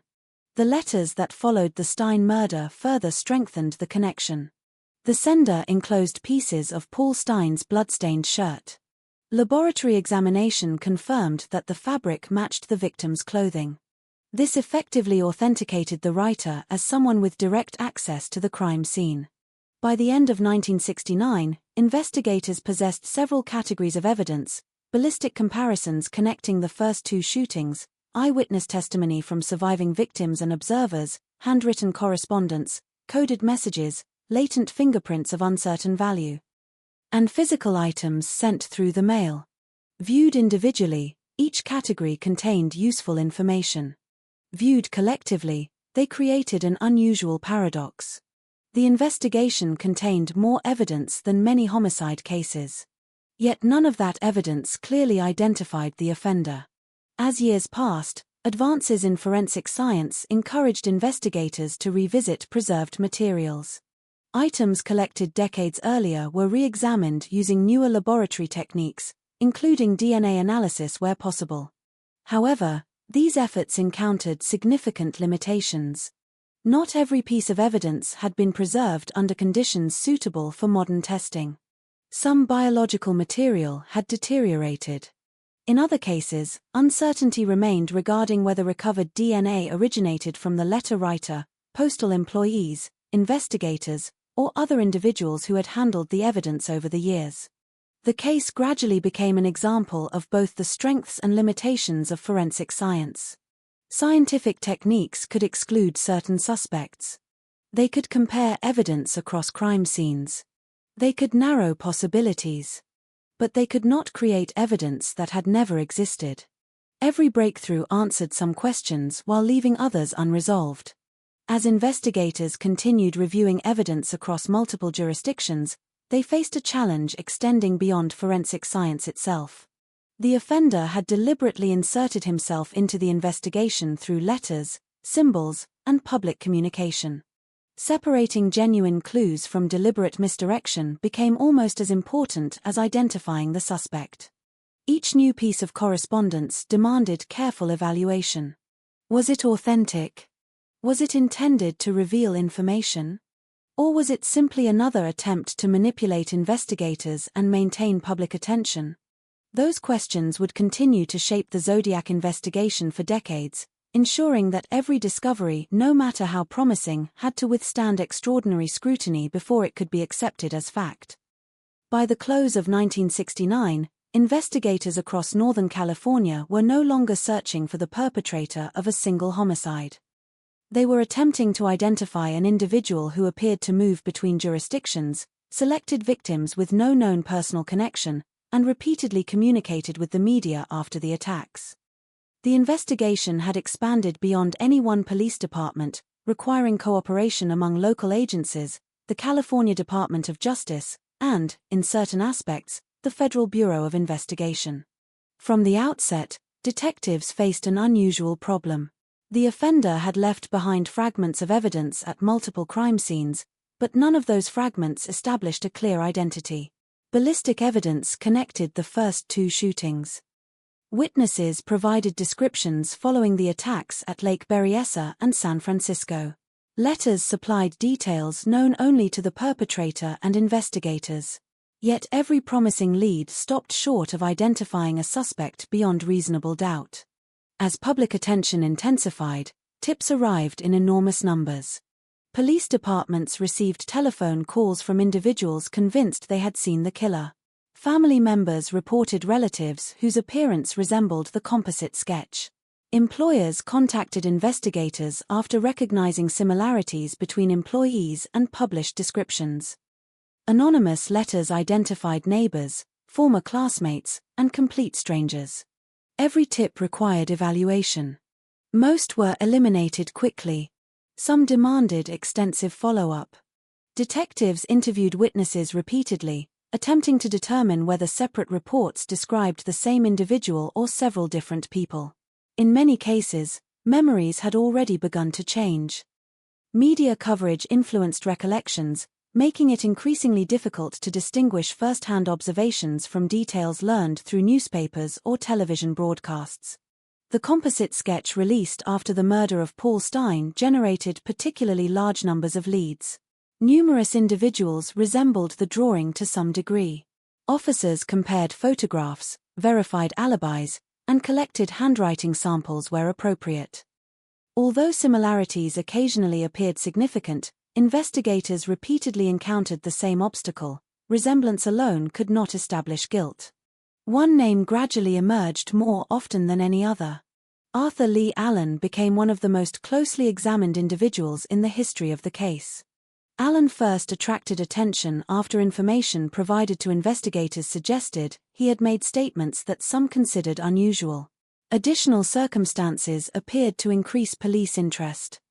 He reportedly owned a wristwatch manufactured by Zodiac, featuring a crossed circle symbol similar to the emblem used in the killer's letters.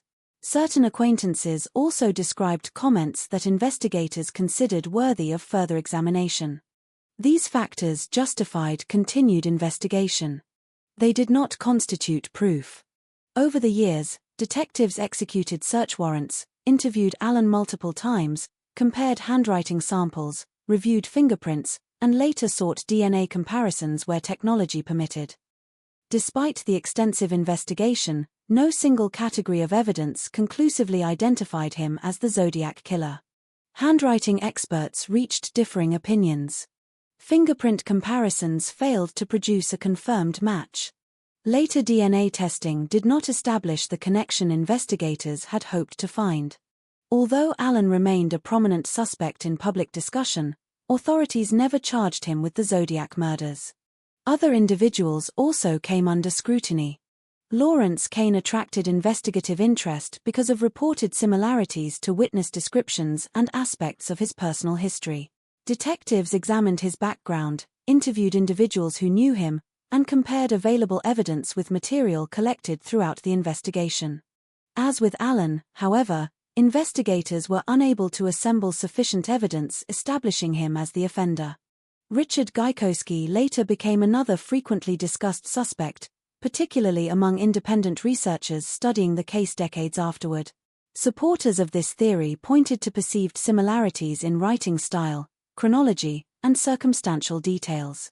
Law enforcement has never publicly identified evidence sufficient to confirm those claims. In 2021, a private investigative organization announced its belief that Gary Francis Porst had been the Zodiac killer. The announcement generated widespread media coverage and renewed public interest in the decades-old mystery. Federal authorities did not confirm the conclusion. The investigation officially remained unresolved. The existence of numerous suspects illustrates one of the defining characteristics of the Zodiac case. Each theory appears persuasive when viewed in isolation. Each encounters significant evidentiary difficulties when examined against the complete investigative record. Investigators also devoted substantial attention to the letters themselves. Every envelope, stamp, sheet of paper, and handwritten message represented an opportunity to identify the sender. Advances in forensic science encouraged repeated examinations over subsequent decades. Latent fingerprints were compared against suspects. Handwriting analyses were revisited. Potential DNA samples were extracted from adhesive surfaces where possible. Unfortunately, each technique presented limitations. Some evidence had been handled before modern forensic preservation standards existed. DNA recovered from envelopes or stamps could not always be confidently attributed to the person who mailed them. Contamination through manufacturing, postal handling, or later examination remained possible. Consequently, even modern laboratory techniques have not produced a definitive identification. The coded messages created an additional investigative challenge. The first major cipher, now known as the Z408, was solved within days of publication. Its contents revealed disturbing insights into the author's thinking but provided no identifying information. The second major cipher, Z340, resisted solution for more than 50 years. Its eventual decryption in 2020 demonstrated the complexity of the encoding method but likewise failed to reveal the killer's identity. For investigators, this outcome reflected a recurring pattern. The offender repeatedly succeeded in attracting attention without exposing himself. He appeared willing to communicate extensively while carefully avoiding disclosures capable of confirming who he was. Another significant obstacle involved geography. The confirmed attacks occurred across multiple jurisdictions, each responsible for separate investigative responsibilities and evidence collections. Although cooperation existed, the practical realities of coordinating large investigations during the late 1960s and early 1970s were considerably different from those of today. Reports were typed. Photographs required physical distribution. Evidence traveled between laboratories. Communication depended upon telephone calls, mailed documents, and in-person meetings. These limitations did not prevent collaboration, but they inevitably slowed aspects of the investigation. Over time, additional claims of Zodiac-related crimes emerged. Some investigators considered whether unsolved homicides outside the confirmed series might be connected. Others concluded that available evidence was insufficient to establish such links. This distinction became increasingly important. The killer himself claimed responsibility for more murders than investigators could verify. Law enforcement consistently separated confirmed cases from unconfirmed claims, emphasizing that admissions contained within letters were not, by themselves, sufficient evidence. That cautious approach remains in place today. As decades passed, many of the original investigators retired or died. New detectives inherited thousands of pages of reports, photographs, witness interviews, forensic analyses, and correspondence accumulated over generations. Cold case investigations periodically re-examined preserved evidence using improved technology. Each review carried the possibility that a previously overlooked detail might finally resolve the mystery. So far, that breakthrough has not occurred. The Zodiac investigation ultimately became more than a search for one unidentified offender. It became a case study in the challenges of complex homicide investigations. It demonstrated the value of interagency cooperation, the limitations of forensic science when evidence is incomplete, and the importance of distinguishing speculation from verifiable fact.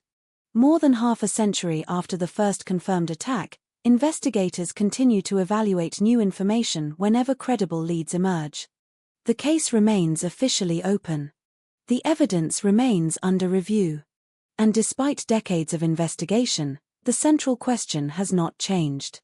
Who was the individual who called himself Zodiac, and how did he manage to remain unidentified for so long? Over the decades, the Zodiac investigation experienced several moments that appeared, at first, to promise a resolution. Each development generated optimism among investigators and the public alike.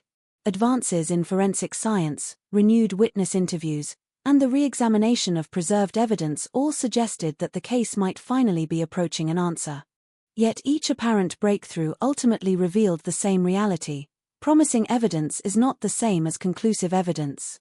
One of the earliest milestones came with the successful solution of the first major cipher, now known as the Z408. Solved shortly after its publication by Donald and Betty Harden, the decrypted message demonstrated that the writer possessed the knowledge required to construct a complex substitution cipher. Investigators hoped the solution would reveal a name or some identifying detail. It did not. Instead, the message provided insight into the writer's thinking while offering no reliable means of identifying him. For many years, the second major cipher, Z340, remained unsolved despite repeated attempts by professional cryptographers and amateur codebreakers. Its reputation grew with each passing decade. Then, in 2020, an international team using a combination of computational analysis and traditional cryptographic methods successfully decrypted the message. The achievement represented an important milestone in the history of the investigation. However, the decrypted text did not identify the author. It neither named the killer nor pointed investigators toward a specific suspect. Instead, it reinforced an observation already familiar to detectives: the author appeared more interested in controlling public attention than in revealing personal information. Another source of optimism emerged through advances in forensic science. When the murders occurred, DNA profiling did not exist. By the late 20th century, forensic laboratories had developed methods capable of extracting genetic material from extremely small biological samples. Cold case investigators therefore returned to preserved evidence collected decades earlier. Envelopes, postage stamps, letters, other items associated with the correspondence. Scientists attempted to recover DNA that might belong to the sender. These efforts demonstrated both the promise and the limitations of modern forensic technology. Some samples were incomplete. Others could not be confidently attributed to the person who mailed the letters. Contamination over decades of handling also complicated interpretation. As a result, DNA analysis has not produced a definitive identification. The investigation likewise benefited from repeated reviews of fingerprints. Latent prints recovered during the original investigation were compared with known suspects as new names emerged. Several comparisons excluded individuals who had attracted significant public attention. At the same time, uncertainty remained regarding whether every recovered print had actually been left by the offender. Without that certainty, fingerprint analysis alone could not resolve the case.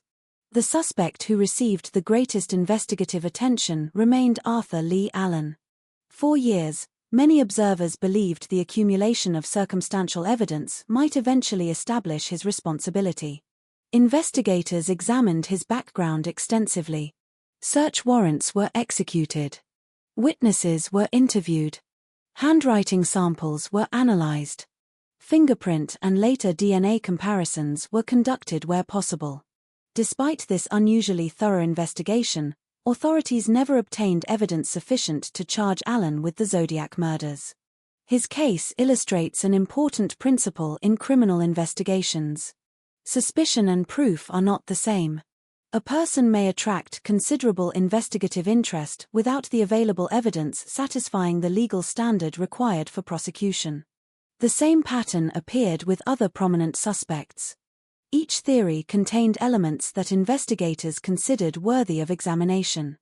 Each ultimately lacked conclusive supporting evidence. In 2021, renewed media attention followed claims by a private investigative group that Gary Francis Post had been identified as the Zodiac Killer. The announcement generated widespread discussion and prompted many to believe that the mystery had finally been solved. Law enforcement agencies did not confirm the claim. The Federal Bureau of Investigation reiterated that the Zodiac case remained an active, unsolved investigation. The episode demonstrated another recurring feature of the case. Public announcements and investigative conclusions are not equivalent. Official investigators require evidence capable of withstanding judicial scrutiny. Speculation, however compelling, does not meet that standard. Perhaps the most significant breakthrough in the Zodiac investigation has therefore not been the identification of a suspect, but the gradual refinement of the evidence itself. Over decades, investigators have been able to eliminate possibilities, verify connections between confirmed attacks, authenticate genuine correspondence, and distinguish substantiated facts from unsupported claims. Those accomplishments may appear less dramatic than identifying a killer. They are nevertheless essential components of responsible criminal investigation. Today, the case remains open. Preserved evidence continues to be available for future forensic examination should new technologies emerge. Investigators have repeatedly stated that they remain willing to evaluate credible new information. The hope that a decisive breakthrough may still occur has not disappeared. It has simply become more cautious. The history of the Zodiac investigation demonstrates that genuine breakthroughs in criminal cases are often incremental rather than dramatic. Each new discovery narrows uncertainty. Each eliminated theory strengthens the integrity of the remaining evidence. Whether those accumulated advances will eventually identify the person responsible remains unknown. For now, the investigation stands as one of the longest-running unsolved homicide cases in modern American history, remarkable not because it has been solved, but because every apparent breakthrough has ultimately led investigators back to the same unanswered question. In most criminal cases, there is a moment that society waits for. A courtroom door opens. A suspect sits before a judge. Evidence is presented. Witnesses speak. A verdict is announced. For the families of victims, that moment represents something more than a legal procedure. It represents recognition. It is the moment when years of unanswered questions, grief, and uncertainty are transformed into an official statement: someone is responsible. But the Zodiac case has never reached that moment. There has been no trial. No defendant standing before a jury. No final judgment. No sentence. More than 5 decades after the first confirmed attack, the legal chapter of this case remains unfinished. The absence of a courtroom does not mean the absence of effort. From the beginning, investigators worked toward the same goal that defines every homicide investigation: identify the person responsible and bring that individual before the justice system. The challenge was that the evidence existed in fragments. A crime scene here. A letter there. A witness description from one location. A forensic clue from another. The investigation stretched across different communities, different agencies, and different generations of detectives. Each investigator inherited not only evidence but also uncertainty. The families of the victims experienced that uncertainty in a completely different way. For detectives, the case was a professional responsibility. For families, it was personal. The passing of time did not erase their losses. A police file can be closed temporarily. A person's absence cannot. The names of the victims remained connected to the investigation, but their families carried the consequences long after newspaper attention faded.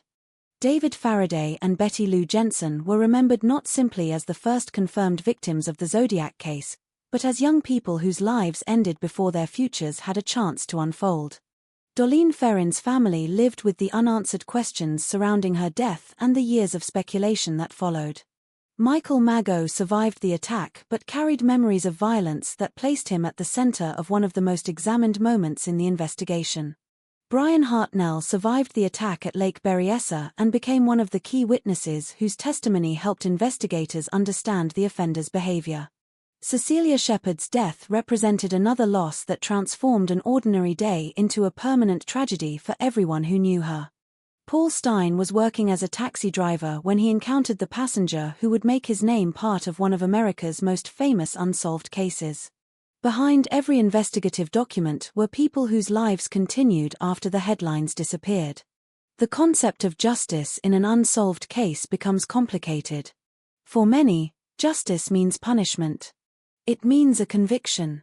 It means seeing the responsible person held accountable inside a courtroom. Without that outcome, there is a natural feeling that something remains incomplete. But justice also exists through remembrance. It exists through preserving the truth about what happened. It exists through refusing to allow victims to become merely symbols in a mystery. One of the difficulties surrounding the Zodiac case is that public fascination often focused heavily on the offender. The mysterious letters. The coded messages. The unknown identity. The theories. The suspects. The investigation itself became a cultural phenomenon. Yet every discussion about the Zodiac name originated from real people whose lives were taken. Their stories existed before the mystery. Their families existed after it. For law enforcement, the lack of a prosecution created a unique challenge. A criminal investigation requires evidence that meets strict standards. A theory may explain certain details. A suspect may appear convincing. A pattern may seem obvious. But a courtroom requires something stronger. Evidence must demonstrate responsibility beyond reasonable doubt. This standard protects society from wrongful convictions. It also means that some cases remain unresolved when available evidence cannot meet that threshold. The Zodiac investigation represents one of the clearest examples of this reality. Over the years, many individuals have been publicly accused. Some accusations were based on circumstantial evidence. Others came from independent researchers who believed they had identified hidden connections. However, naming a suspect and proving a case are two very different things. Investigators must consider not only whether someone could have committed the crimes, but whether the evidence can withstand examination from defense attorneys, judges, and juries. That requirement has prevented authorities from making conclusions that cannot be proven. The case also demonstrates how time affects justice. Witnesses age. Memories become less precise. Original investigators retire. Physical evidence deteriorates. People who possessed important information may no longer be available to provide it. At the same time, technology continues to develop. Methods that did not exist in 1968 now allow investigators to examine evidence in ways that earlier detectives could never have imagined. The possibility remains that future scientific advances could reveal information hidden for decades. Many cold cases have been solved long after investigators believed every possible avenue had been exhausted. The passage of time does not always eliminate hope. Sometimes it creates new opportunities. But even if the identity of Zodiac were eventually confirmed, another question would remain. Would a conviction truly provide the closure that families have waited for? For some, perhaps it would. The confirmation of responsibility would answer a question that has remained open for generations. For others, no verdict could restore what was lost. No sentence could return a son, daughter, friend, or loved one. That is the painful reality behind every homicide case. Justice can hold someone accountable. It cannot reverse time. The Zodiac investigation remains a reminder that the pursuit of justice is not measured only by successful prosecutions. It is also measured by the commitment to continue searching for truth. By preserving evidence. By respecting victims. By refusing to allow unanswered questions to become forgotten. Today, the official status of the case remains unchanged. The Zodiac killer has never been identified by law enforcement. No person has been convicted. No court has issued a sentence. The final legal judgment remains unwritten. But the work of remembering continues. Because justice is not only about the person who committed a crime. It is also about the people whose lives were taken, the families who endured the aftermath, and the responsibility of society to continue seeking answers even when those answers remain painfully out of reach. The Zodiac case does not end with a verdict. It ends, for now, with an unanswered question. And that question has remained standing for more than half a century. Who was the person behind the symbol, and will justice ever finally reach him? More than half a century has passed since the first confirmed Zodiac attack, yet the silence surrounding the case remains almost as powerful as the headlines that once surrounded it. Time has changed almost everything. The towns where investigators once searched for clues have grown and transformed. The roads are different. The technology is different. The people who first responded to the crime scenes are now mostly retired or gone. The newspapers that carried the Zodiac letters have become historical records. The handwritten messages that once terrified communities are now examined through scanners, forensic laboratories, and digital archives. But some things have not changed. 5 victims remain dead. Families still carry memories of the people they lost. And one question continues to exist without an answer. Who was Zodiac? The mystery has survived for so long because it represents something deeper than a search for a name. It represents humanity's desire to understand the unknown. People are naturally drawn to unfinished stories. We search for endings. We want the final page, the final explanation, the moment when confusion becomes certainty. But the Zodiac case has always resisted that conclusion. Every generation that encounters the story faces the same uncomfortable reality. There may be questions that remain unanswered for decades. There may be evidence that never reveals everything. There may be mysteries that survive longer than the people who first investigated them. For the families of the victims, however, this was never a mystery. It was a loss. The public knew names connected to a famous case. Families knew voices. They remembered conversations, habits, jokes, dreams, and ordinary moments that existed before tragedy transformed those memories into something painful. David Faraday was not simply the first name in a timeline. He was a teenager with plans. Betty Lou Jensen was not simply a victim listed in an investigation file. She was a daughter, a friend, and a young person who had a future ahead of her. Dorleen Ferrin was not simply part of a criminal pattern. She was someone known and loved by people who experienced her absence every day afterward. Cecilia Shepard and Paul Stein were not symbols of a mystery. They were individuals whose lives mattered independently of the crime connected to their names. This is perhaps the most important lesson from the Zodiac case. Behind every investigation is a human story. Behind every piece of evidence is a person. Behind every headline is a family whose life changed permanently. Over time, the Zodiac Killer became a cultural figure. Books were written. Documentaries were produced. Films examined the investigation. Amateur researchers devoted years to studying letters, timelines, and suspects. The case became one of the most analyzed criminal mysteries in modern history. Yet that attention created a complicated legacy. On one hand, public interest helped preserve the case. It kept information available, encouraged discussion, and ensured that the victims were not forgotten. On the other hand, fascination with the unknown offender sometimes overshadowed the lives of those who suffered because of him. The mystery became larger than the people at its center. That is a common challenge in famous criminal cases. The offender's actions create the story, but the victims are the reason the story matters. The Zodiac case also changed the way society viewed communication between criminals and the media. Before the internet age, newspapers were among the most powerful tools available for reaching a large audience. By sending letters to publications, Zodiac understood that he could influence public attention without revealing himself. His correspondence created a disturbing relationship between crime and publicity. The letters did not only provide information. They created fear. They challenged authorities.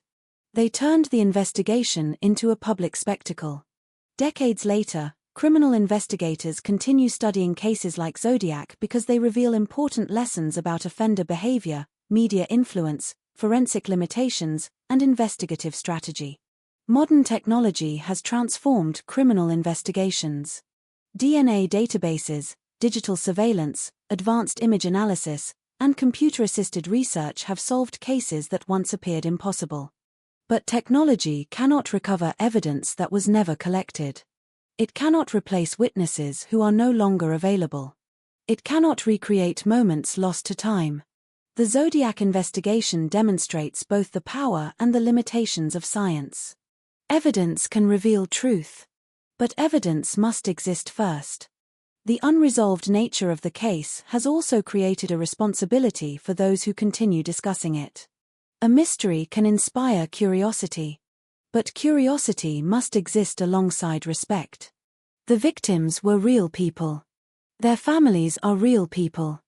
The pain connected to these events did not disappear when the news cycle moved on. Every theory about the Zodiac should be measured against that reality. Every suspect discussion should acknowledge that accusations affect real lives. Every retelling should remember that the foundation of this story is not the mystery. It is the loss. In 2007, filmmaker David Fincher brought renewed attention to the case through the film Zodiac. The movie focused less on the violence itself and more on the psychological weight of the investigation, the obsession of those searching for answers, and the uncertainty that defined the case. Its popularity reflected something that had always existed around Zodiac. People were not only fascinated by what happened. They were fascinated by what remained unknown. The unanswered questions became the most enduring part of the story. Was the killer someone investigators interviewed? Was he someone whose name never entered official records? Did evidence that could identify him disappear over time? Or does the answer still exist somewhere, waiting for the right discovery? No one knows. That uncertainty is what separates the Zodiac case from many other investigations. Most criminal stories move toward resolution. This one remains suspended between past and present. The final chapter has never been written. Yet even without an ending, the case continues to teach important lessons. It reminds investigators that details matter. A small piece of evidence can become significant years later. It reminds society that justice requires patience and proof. And it reminds everyone who studies true crime that behind every mystery are people whose lives cannot be reduced to a case number. The Zodiac Killer wanted to leave behind a symbol. A signature. A name that would survive. But history has preserved something more important. The names of those who were taken. The families who endured. The investigators who searched. And the unanswered pursuit of truth. Perhaps one day, new evidence will finally reveal the identity of the person who called himself Zodiac. Perhaps a future investigator will examine a forgotten detail and discover what generations before could not. Perhaps the mystery will finally end inside a courtroom, with facts replacing speculation. Or perhaps the question will remain unanswered. But regardless of what happens next, the responsibility remains the same. Remember the victims. Respect the truth. And continue searching, not because the mystery is fascinating, but because every person whose life was taken deserves the possibility of justice. The Zodiac case remains one of America's most enduring unsolved mysteries. But beyond the codes, the letters, and the theories, it is something far more human. It is a reminder that behind every unsolved case is a story of lives interrupted, families changed forever, and a search for answers that continues long after the world has moved on. For more than 5 decades, the Zodiac case has remained suspended between two worlds. It is not forgotten. But it is not solved. It is not closed. But it is not actively unfolding in the way it did during the terrifying months of 1968 and 1969. The case exists in a strange place where history and investigation overlap. The crimes happened long ago, yet the questions surrounding them remain alive. New generations continue to examine the evidence, study the letters, debate suspects, and search for answers hidden inside details that investigators decades earlier could never have fully explored. The most important question has always been the simplest. Who was Zodiac? It is a question that appears easy to ask but incredibly difficult to answer. The investigation has produced possibilities. It has produced theories. It has produced individuals who appeared, at certain moments, to fit parts of the evidence. But it has never produced certainty. That distinction defines the entire case. A mystery is built on possibilities. A criminal conviction requires proof. Between those 2 points exists the enormous space where the Zodiac investigation has remained for more than half a century. Perhaps the greatest unanswered question concerns the killer's true identity. The person behind the Zodiac letters understood one thing very clearly: information creates power. He controlled what investigators knew. He decided when to communicate. He revealed pieces of himself while hiding the most important detail of all: his identity. The letters created the illusion of closeness. The writer spoke directly to police officers, journalists, and the public. He described his crimes. He mocked investigators. He presented himself as someone who could not be controlled. Yet despite all those words, he revealed surprisingly little that could conclusively identify him. The contradiction remains one of the most fascinating aspects of the case. A person who wanted recognition also wanted anonymity. A person who demanded attention also disappeared completely. That balance between visibility and secrecy became the foundation of the Zodiac mystery. Another unanswered question involves the number of victims. The Zodiac claimed responsibility for more murders than investigators could verify. He stated that he had killed 37 people. However, law enforcement has confirmed only 5 deaths and 2 survivors directly connected to his known attacks. This creates another challenge. Was the killer exaggerating? Was he claiming responsibility for crimes he did not commit? Or were there additional victims whose cases were never connected? Investigators have always approached these claims carefully. A confession written in a letter is not automatically proof. Criminals sometimes exaggerate their actions. They sometimes seek attention through false claims. Others may reveal information only partially. Determining which statements are true requires evidence beyond the words themselves. The possibility of additional victims remains one of the many unresolved questions surrounding Zodiac. The ciphers also continue to represent an important part of the mystery. The Zodiac letters contained several coded messages, and each one attracted attention from professional codebreakers and amateur researchers. The successful solution of the Z408 cipher showed that the writer had created a complex system capable of challenging the public.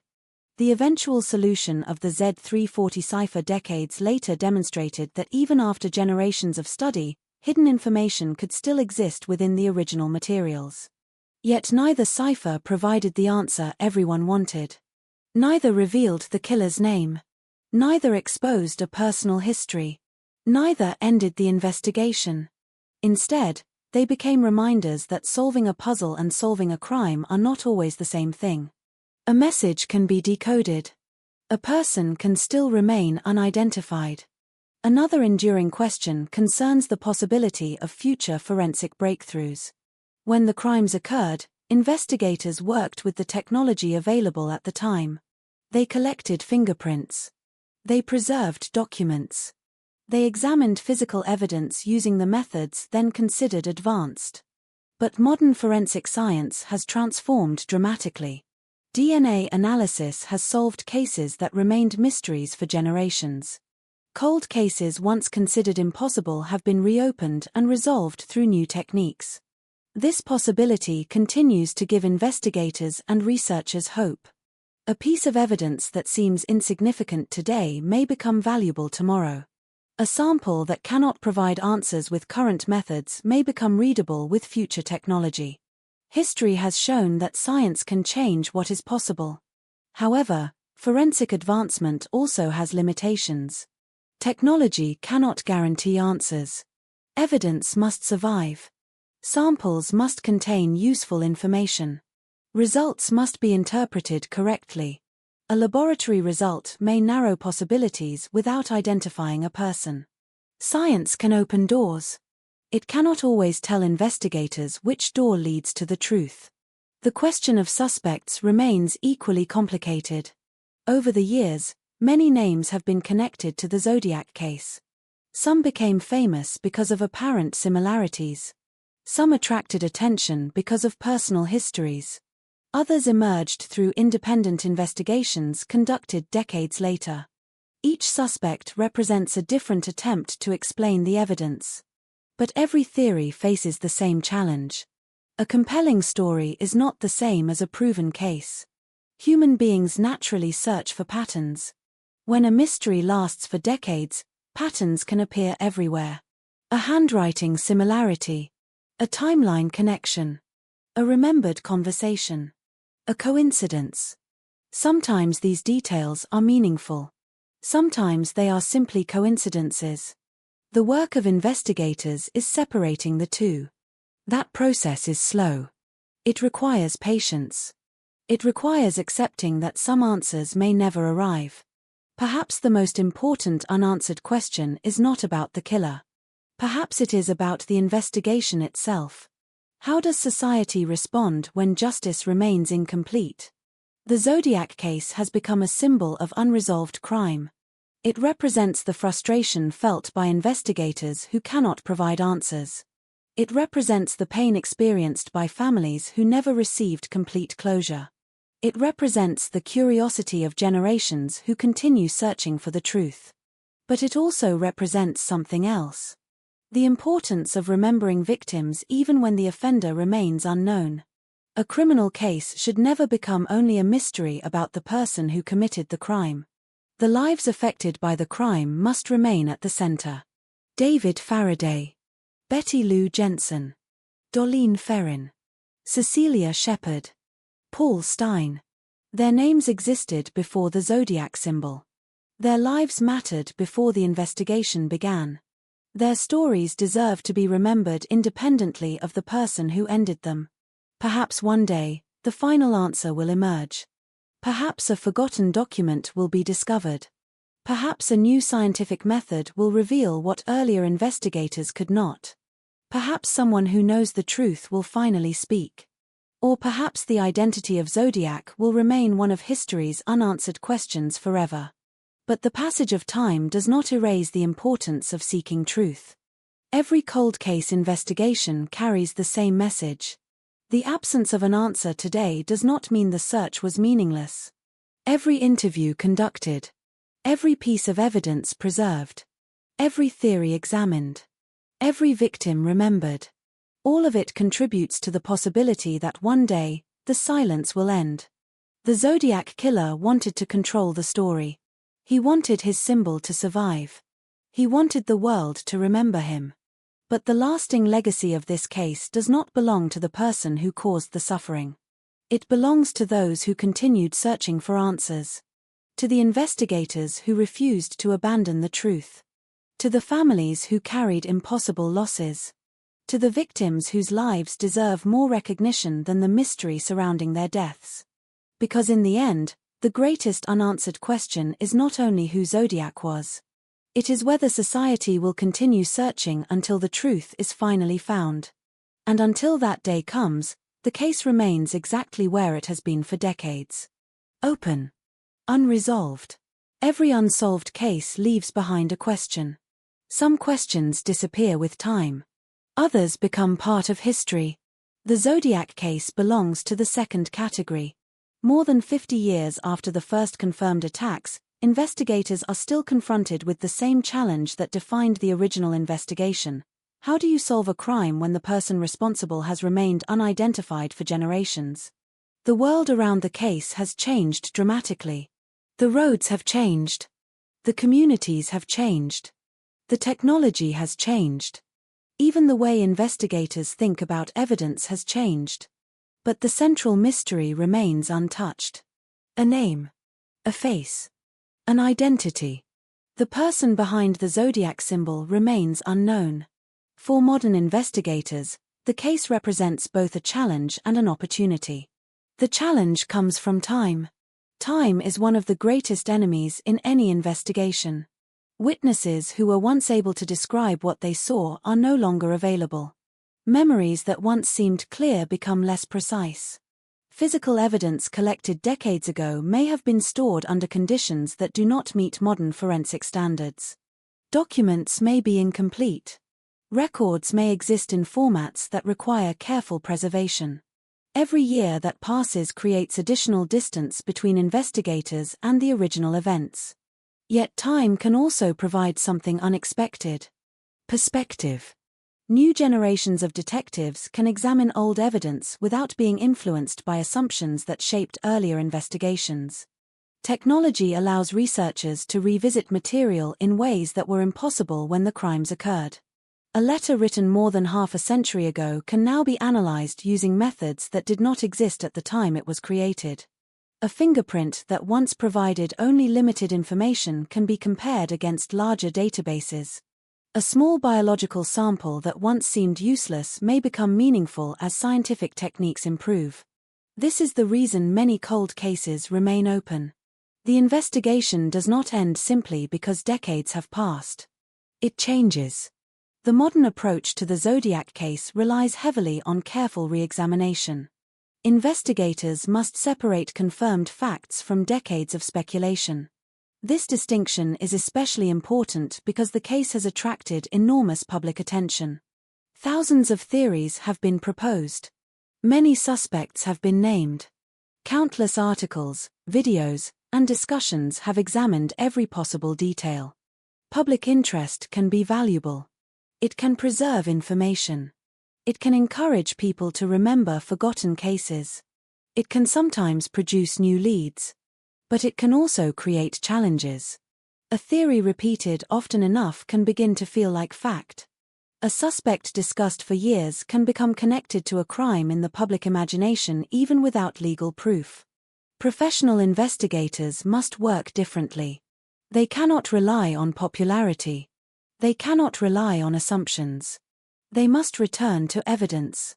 The question is not simply, could this person have been Zodiac? The question is, can the available evidence prove that this person was Zodiac? That difference has defined the case from the beginning. One of the most important developments in modern investigations has been the growth of forensic genealogy and advanced DNA analysis. Across the world, these methods have helped identify suspects in cases that remained unsolved for decades. Investigators have used genetic information, family relationships, and historical records to connect unknown individuals to crimes long after traditional investigative methods had failed. Naturally, many people have wondered whether similar methods could finally resolve the Zodiac case. The possibility exists. But DNA evidence must meet specific requirements. A usable sample must exist. It must contain enough genetic information. It must be connected with reasonable confidence to the offender. And even then, investigators must confirm the result through additional evidence. A DNA match may identify a person. But identification alone does not automatically prove criminal responsibility. A complete investigation still requires context. This principle applies to all forms of modern forensic science. Technology can provide extraordinary tools. It cannot replace careful investigation. Another possible avenue involves digital analysis. The Zodiac letters have been studied for decades by historians, cryptographers, and investigators. Today, computers can examine patterns in ways that human researchers could not easily perform. Algorithms can analyze writing structures. Large databases can compare information more efficiently. Digital archives can preserve and organize thousands of pages of historical material. However, technology also creates new challenges. The more information becomes available, the more difficult it can become to distinguish meaningful patterns from accidental ones. Human beings are naturally skilled at finding connections. Sometimes that ability helps solve crimes. Sometimes it creates connections that are not actually there. The future of the Zodiac investigation will likely depend on the same principle that guided investigators from the beginning. Evidence must lead. Not assumption. Not expectation. Not the desire for a dramatic conclusion. The case also raises a broader question about the meaning of closure. For many people following true crime stories, closure means discovering the identity of the offender. It means knowing who committed the crime. It means reaching a final answer. For families of victims, closure can be more complicated. A conviction may provide accountability. A confession may provide explanation. But nothing can restore the lives that were taken. No courtroom decision can return the years lost to grief. No scientific discovery can erase the pain experienced by those left behind. That reality is important because famous cases can sometimes become separated from the people they affected. The Zodiac case is often discussed through symbols. The crossed circle emblem. The mysterious letters. The unanswered codes. The unidentified suspect. But beneath all those elements are human lives. People who had families. People who had dreams. People who expected ordinary tomorrows. The future of this investigation should continue to honor that reality. If the case is ever solved, the most important outcome will not be the identity of the person responsible becoming a headline. The most important outcome will be that the victims finally receive another form of recognition, the official confirmation of what happened to them. Their stories will no longer exist only inside a mystery. They will exist as a completed chapter of history. Until then, the Zodiac case remains open. Not because investigators have forgotten. Not because evidence no longer matters. But because some questions require patience. The search for truth does not operate on a schedule. Some cases are solved quickly. Some take decades. A few remain unresolved despite extraordinary effort. The Zodiac investigation belongs to that rare group. It stands as a reminder of both human limitation and human determination. The original investigators could not have imagined the technology available today. Future investigators may have tools that do not yet exist. The answer may be hidden in evidence already collected. It may be discovered through a new scientific breakthrough. It may emerge from information that has not yet been considered important. Or it may remain unknown. But as long as credible evidence exists and as long as people continue to search responsibly, the investigation is not truly finished. The symbol may have survived for decades. The mystery may have survived for decades. But so has the pursuit of truth. And perhaps that is the final lesson of the Zodiac case. A criminal can hide behind a name. A person can disappear into history. But the search for justice has a longer memory. Because every victim matters. Every unanswered question matters. And every effort to uncover the truth is a reminder that time may pass, but the responsibility